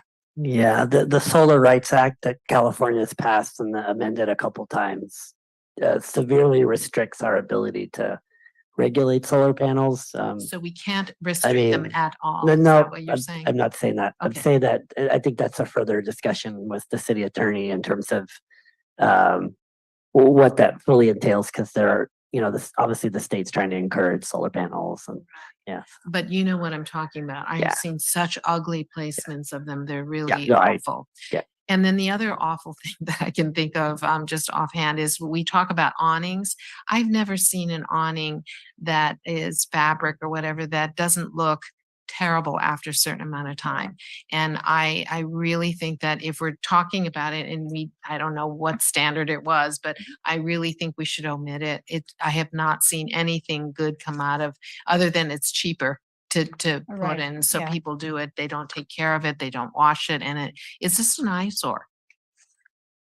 I It's a believe minor comment, but- we did not allow cloth or even vinyl on. It said no. It seems like there was some kind of quote where people were using that as, but you don't have to see it now. You'll just, Yeah. when you find it. So thank you. And that's all for right now. Thank you, Mr. Mayor. Okay, thank you. I just have a few more things. On page 8, where it talks about refuse and recycling collection areas, I think it was mentioned earlier that we need to incorporate organics. And I want to point to that sentence under 3A, the last sentence in that paragraph. It says the number of containers and collection areas shall be reviewed and approved by the local disposal service. So I think that should read instead, the number and type of containers and collection areas shall be reviewed and approved. Just That's to fine. bring in the type. That's fine. That's fine. All right. Then regarding the Monterey Audubon Society letter about bird-friendly glass windows, if you go to page 13, down near the bottom, section H, colors and materials, I'm wondering if that's the place that we can put some bird-friendly glass language in, or is there a different place that's more appropriate? Mr. Mayor, you said page 13. Yes, Okay, 13H, colors and materials, Okay, talking about windows. great. Yeah, we can add language in there if that's the council direction on bird safe. Well, I think tonight windows. is not so much council direction, but it's a study session so that if you come up with changes that one of us might want, then when you come back with all the changes next time, that's when the full council, planning commission, et cetera, would say thumbs up or thumbs down. Okay. All right, back to Councilmember Vischer's point on page 16, I think it was Elizabeth, about the 4-foot wide pedestrian pathways. I know you said that we can address that. I forgot exactly how, but my question is, which has precedence? Which one trumps between the zoning code and these objective design standards? So if this says 4 feet, but the zoning code says 5 feet, which one is required? I'm sorry. Go ahead. I was going to say normally the zoning code. Okay, Yeah, we don't have that requirement. And Councilmember Vischer's comment was about 2 wheelchairs having enough accessibility, and I confirmed with the building official that width for 2 wheelchairs is not in the building code. So, yeah. So well, I think that even 2 people on 4-foot sidewalks, they're super narrow, and it's hard for 2 people to walk abreast on a 4-foot wide sidewalk. So I guess I'd like to increase that to 5 feet or something. If Sure. it's legal, possible. that's fine. Okay. And then page 21 is where we might get to the other Audubon Society point about following the International Dark Sky Alliance guidelines, where it says light trespass and all lights shall be directed under number 3. So can we put some language in there can we specifically refer to a preferred guideline like International Dark Sky Alliance? So the guidelines in this section are dark sky compliant already. We just don't state that, and that's certainly something we can add. Well, I think dark sky is a broader umbrella term than International Dark Sky Alliance. So apparently they've looked at those guidelines. They call those out. They're not just dark sky. I mean, everyone's behind dark sky, but these might be particular. So at least take a look at these. We'll look at that. We'll confirm the official title, Mr. Mayor, and we'll have that. That's fine. I think that's it, except for the appendix. Is more of a general question. It says these styles include but are not limited to Asian, Craftsman, mid-century, Monterey. So you've already got like 8 examples which cover the world. And then you say, but are not limited to. So what I predict is that we're going to have a hodgepodge all over the city when we build new, because we have a hodgepodge all over the city now with the old. So what's the point of this? Can we be more restrictive? Like maybe this council and this planning commission, maybe we don't like Prairie, or maybe we don't like mid-century ranch. Maybe we do want to limit it to a set so that we get more conformity in a way that we want. So is it legal to be more limiting here instead of being this limitless? Well, certain cities have limited architectural style within them, Santa Barbara being a good example. But it's usually done with some basis in what's already there.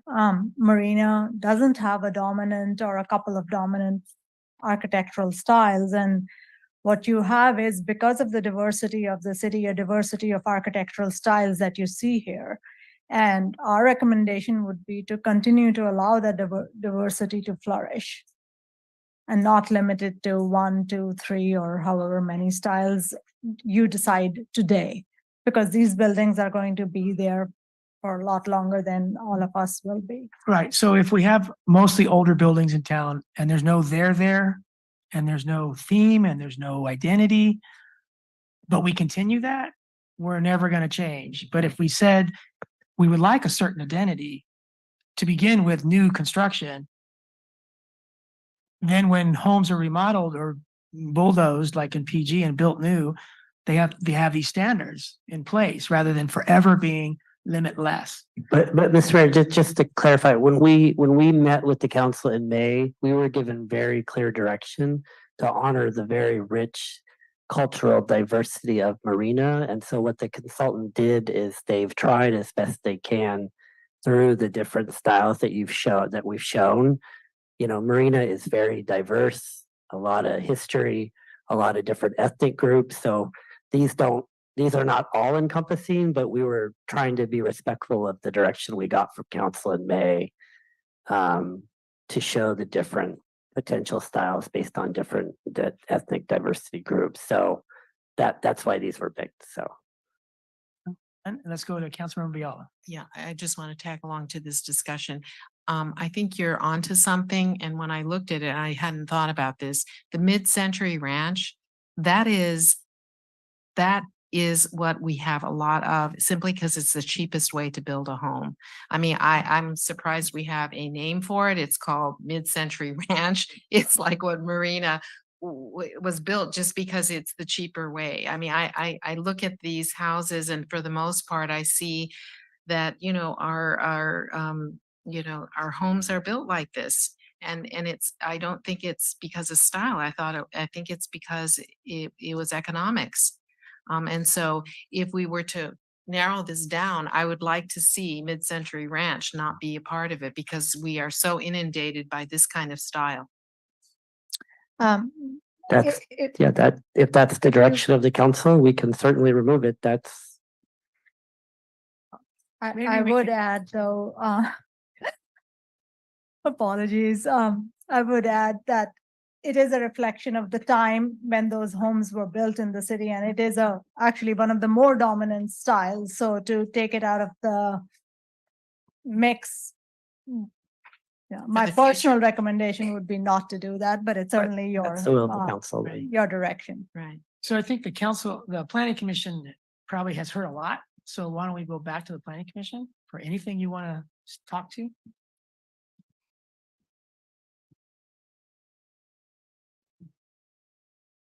So commissioners, does anybody have something they would like to add to the discussion?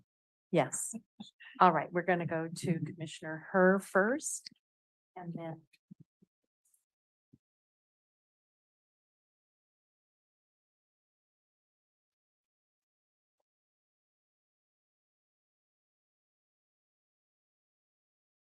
Um,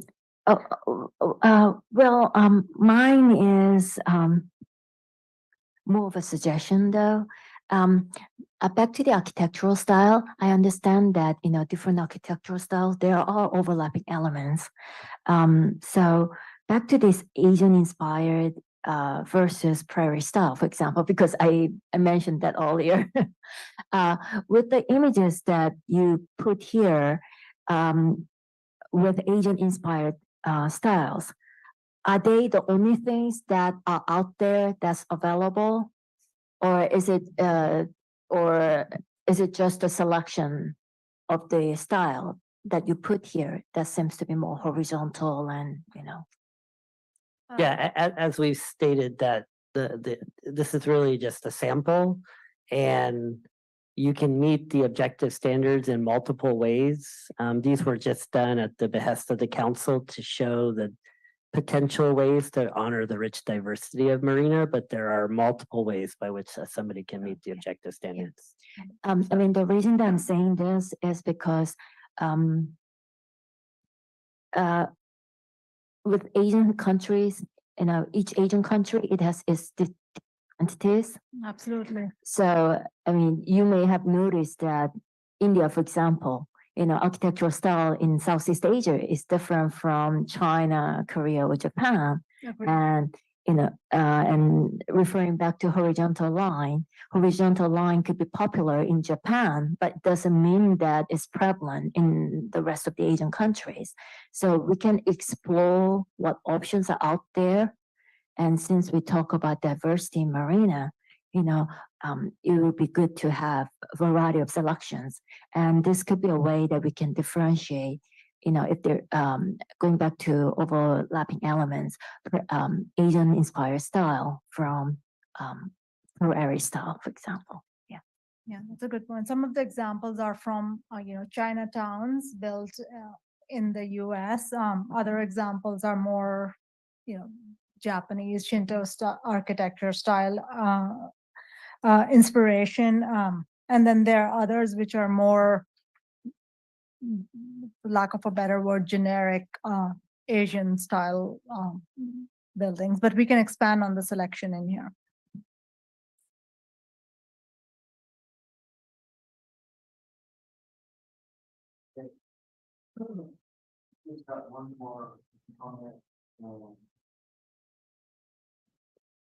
Yeah, thank you.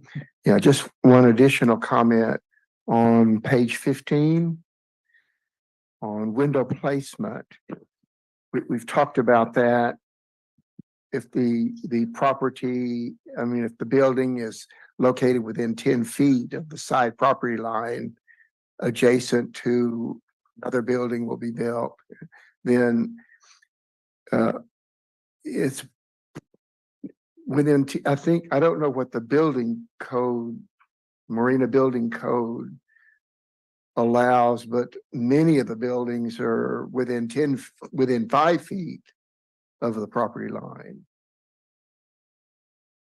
Guido, can you help me on that? In terms of window placement, once No, again, this is in terms focused. of how close you can build to a side property line. You can build on a property line with enough firewall and enough money. Okay. So, yeah, so if you got enough money, you can engineer or build it and put a huge firewall and the city's happy. So. Preponderance of buildings are less than 10 feet from the property line. That's true. That's true. Usually 3 to 5 feet So away. this standard would apply in those cases. Now, when you're less than 10 feet, you're saying that the windows, if you have an existing building, then the windows must be offset by at least 3 feet. And if you're building the left building and the right building, so you're building both of them, then I guess you would still have to be the 3 right. feet. However, if you build a fence between the two, a non-see-through fence that's 6 feet high, which I think is Marina standard for fence height, then do you still need to offset 3 feet, or should that be unless the buildings are separated by a 6-foot non-see-through fence? That's a good question because there are windows on upper floors as well. So the fence wouldn't come into play there. Yeah, but you didn't, oh, we're gonna get into the okay. You're gonna make things a lot more difficult than built. If I was a builder, I'd go somewhere else. Facing windows. It's just for the facing windows. Mhm. Doesn't matter, first story or second story. Okay. Yeah. The fence just eliminates the first story. Building issue of facing windows, it doesn't matter where it's located. Is this pretty prevalent in California? Or this is a new requirement? I'm not sure how many cities actually require this particular statement, but given privacy has been raised as a big concern Yeah. in Marina, which is why we have included this particular standard. Well, I would say that of the 2,500 new houses in Sea Haven and the Dunes, most of them won't comply. Well, of course, they don't have to because they're but if we had a new Dunes or a new Sea Haven, it's going to be very tough to comply with this. That's, the developers will have 8 or 10 or 15 products. They call it a product, I think. Yeah. And they will have to be very careful about which product can be next to which product with this. I mean, not careful, they will say this is not worth it. But anyway, I think we can shoot ourselves in the foot, to borrow a Texas term. This is certainly a standard that if the direction is that this is something is not of concern and, we can certainly remove it. It's not required by any circumstance. It's our It's recommendation. better to require drapes and shutters. I think I'd require 15 feet or 3 feet. I'm kidding about 15 feet, but 3 feet's pretty close. You want windows from someone else's house within 3 feet? Yeah, I would caution the commission about taking that out, that, the biggest, the real focus of this section is about transitioning from multi to single family. We don't want to have privacy impacts.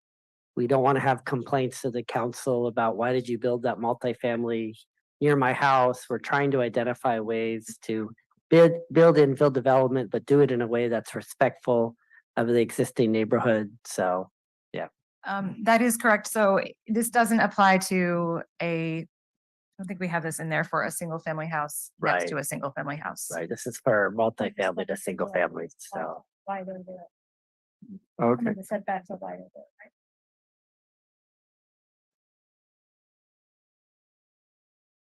Is that it from the planning commission then? No, no, wrong way. Just 2 quick comments. One, I want to, I guess, amplify the need for a simplified checklist. I think it'll be very helpful and especially helpful to the commission and to the council as it relates to the staff paperwork. There's a checklist in there and it says everything's good and nice, and this is where we checked off. That'd be great. And then the other thing is, I think it was Commissioner Woodson brought up this issue about somebody owning property and building one home every other year. And in that case, they would not fall within these guidelines. And I'm wondering if there's some kind of an intent law or anything like that that can apply that would prevent somebody from doing that and thus skipping over this particular document, Guido? So SB 9 actually has specific provisions in it that if you, and I don't have the exact verbiage down, but if you, SB 9 applies for lots when you don't subdivide or subdivide. You can't be acting in concert with another party or whatnot. We could certainly add language to this document that says it's cumulative over a period of 5 years. I've seen some cities do that in terms of if you try to go around it by building one home, one home, one home, you can put language in the document that says this is cumulative for a period of 5 years or something to that effect. Yeah, that's something So- that should go in the code though, not in the design guidelines document. Yeah. In this case, I think the developer bought that. In the applicability section. And I think that was my point, that when they bought the land, they said the land was pre-subdivided into 5 lots. So they knew that they were going to build 5 homes on that. They're just building them one at a time. Now, at the same time, this is also minimum design standards. So if they just, each time they came to and built each one separately, they could do that and change everything they want. But if we wanted to have standard design across these 5 homes, then having that kind of grandfather, that period of performance built into it would be a good solution to that. We can certainly Yeah, add we that can to the certainly add document, that. so that's fine. Is that, okay. I almost said Commissioner Rana, I'm sorry. Commissioner Wall. Is it on? All right, so I guess since we did go kind of into the weeds in the Appendix A, I'm gonna go back to the architecture and ask my controversial question. And that's really with respect to colonial era architecture. And I mean, it might be beautiful to some people, but for me, and I may be speaking, and somebody can stop me if I am speaking from a personal place that's too personal, but I am a descendant of chattel slavery. And during, these years that we're discussing in particular, a lot was going on in my community, as well as the indigenous people that had been in this community before they had been occupied and colonized, and then in some cases genocided by the Spanish and the English colonizers that came up on their shores. And so I'm wondering if, as a diverse community, why would we want to replicate colonial era culture, cultural architecture styles in our city? Which specific style are you? She's referring to the You're Monterey, saying the Monterey. the Monterey. There's language in there about Spanish colonial and New England colonial influences. On this page. So it's on page 47 of the document of the PDF online. So It's also the Pueblo style. It says here Spanish colonial architecture under Pueblo as well. I read it off. It's actually in several. Do I have to wait? There we go. It's actually in a couple of places. I think the craftsman style origins go back to the 19th century. It was inspired by the English arts and crafts movement. The mid-century ranch originated in the 30s, flourished in the 40s and 50s. My community, and then my community, I don't know if we didn't step up and fill out any surveys or just what, but my community isn't in this document. We're not represented. I don't see us. And that made me very sad, but I did look to see if there were descendant of chattel slavery architects, if there was an architectural style that belonged uniquely to us. I think maybe just the track row houses in New Orleans where the homes are very close together and they have the balconies that are very close and they go hang out and talk. And that's the purpose of being that, you know, not necessarily the purpose, but with the weather and everything, it was something that was desired. And that outside of that, that's it because of the way that this country has treated my community and dismissed us and all of that. That goes, well, I think you guys know what I'm trying to get at. Yeah. So my question is with that, is there, I mean, I'm really into these contemporary styles. I don't know if we could eliminate that or, you know, I just, So, it didn't so make me feel great. And that's it. Thank yeah, you. so it's never the intention of staff to offend people. So we apologize if you've been offended by those words.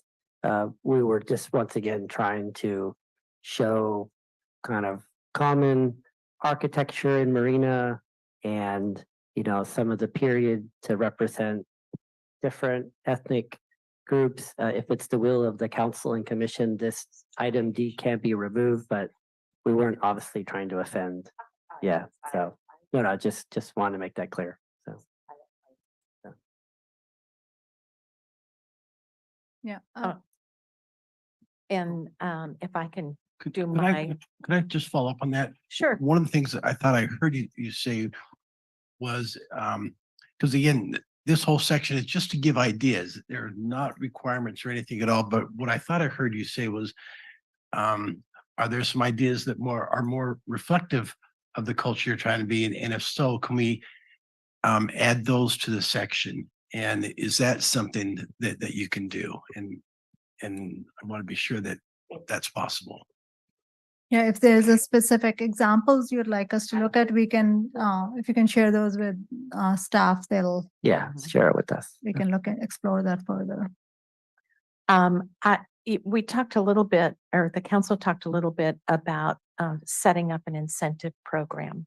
And one of the things I've thought about for years is that we need multi-story, multi-family residential that is more than just 2 stories. You see our 2 stories, townhomes and apartments everywhere. But if we had a lot that somebody's thinking, well, gee, I'm going to build 4 units on this side and 4 units on this side, and we'll have the rest as driveway to access and a little bit of the landscaping that's required. Why not incentivize doing all of the buildings on one side and having the other side be available for open space? You know, the lots may be small, but the more we do that, the more we build up, save the land for open space, for landscaping, for attracting birds, butterflies, small animals. We have lots of small animals around here. But not gophers. No, I don't want gophers and I don't want ground squirrels. But other than that, you know, we have possum, we have coyotes. Yeah, you know, why not take advantage of the fact that we also have a rich animal population here? And, you know, people say, well, that's because Fort Ord closed and then they all moved in. No, they existed there all along. So I think that we could encourage building up instead of building low 2-story buildings in order to have the open space that we desire, especially in Central Marina, where, you know, we're on top of one another and we have these isolated lots that are not being developed. And if they were used, and these could be, it doesn't have to be apartments, it can be condominiums. Not everybody who can afford to buy, and we're the missing middle, we've talked about that a lot. Not everybody can afford to buy or even want to buy a single family home. They do want to get into the market, and young people especially see that kind of opportunity as their way into the market. And I think that we need to look at this as our opportunity to get that missing middle and have them the opportunity to purchase rather than rent forever. Because when you rent, you're not building anything. And this gives them an opportunity to build for their future. And so and being in a beautiful environment at the same time. So I would like that to be considered as part of this product. So these are all awesome ideas. I would remind the commission and council that we are on November 30th, bringing the draft housing element back to the planning commission and hopefully to council before the December 15th deadline.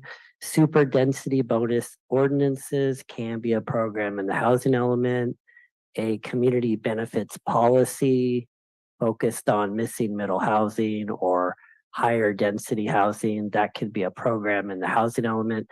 Those really are programs that we as staff can work on that can get more bang for the buck that the commission and council want.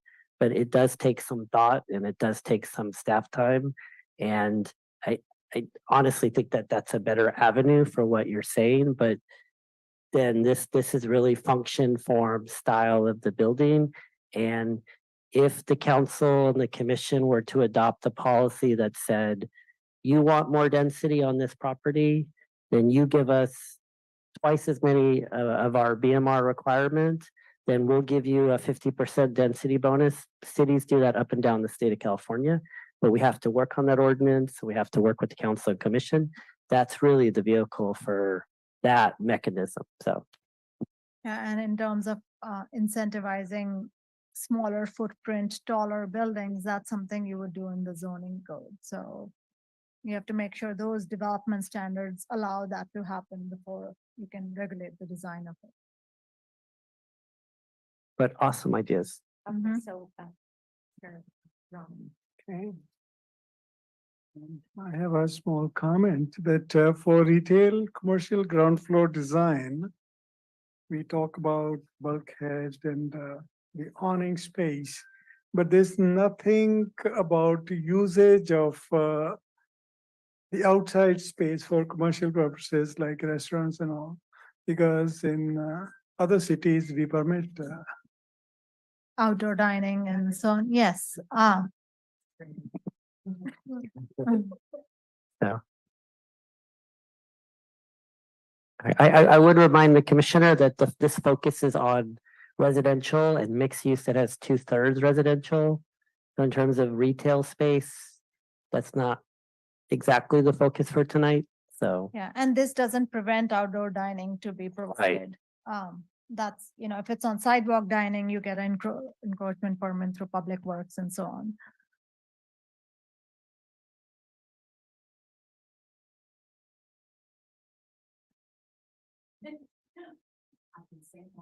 that she meant to say shotgun, which is what I said when she made her comments. So. Okay. You're welcome. Did you have something to add? Okay. Anybody else? Mr. Mayor? All right, thank you. Let's go to Councilmember Biala. Thank you, Mr. Mayor. So I think that on Appendix A, I just want to say, I think we can continue to include different designs, but I also see this as a real step forward in terms of our defining some of the possibilities for a different architectural styles being created here. So I hope we don't end up throwing the baby out with the bathwater, that we see this as continuing our inclusiveness, but not because of the difficulties of inclusiveness now say that this is impossible task for us and then say that we can't do it anymore. So I just want to voice my concerns that this is a big achievement for us. So I hope that we don't consider how difficult it is and then give it up. Thank you so much. All right. There's no one in the audience from the public, except we're all residents of Marina. And I'm thinking, if this was just a council meeting without the planning commission, we'd be by ourselves. If it was a planning commission without the council, you'd be by yourselves. So I'm really glad that I'm glad that we're both here because then we have more people to talk to than just ourselves. And I think online there's one or two people maybe. So it's great that we have the collective talents and skills that we all bring to the table. Tonight's been a really good example of that. Now, we're ready to adjourn as a council. You have things on your agenda. I don't know if those are just placeholders. Mr. Mayor. So a couple of council members have said they're gonna get back to us, and so I'm hoping, is it possible to get a deadline? Because we do want to How work about with a the, week? Is a week okay? is that, but I just want to be respectful. I know the council's focused on the sister city reception and all that, so is a week sufficient time for the council and, or do we need more time? We know that the sister city thing is a big deal for the city. Council, is 1 week okay to get further comments on this topic to staff? Because what we're gonna do is we're gonna compile all the comments, probably rewatch the video because there was tons of comments. Get with the consultant, have a red line document. So there's quite a bit of work. So we just Okay. wanna, As the week progresses, which is a deadline, there's a lot of other things that a lot of comments you can be addressing, and I bet you get very few in the next week. okay, well, thank you for the deadline, Mr. Mayor. All right, so we're ready to adjourn. Planning Commission, do you have more things, staff updates and that kind of thing, or?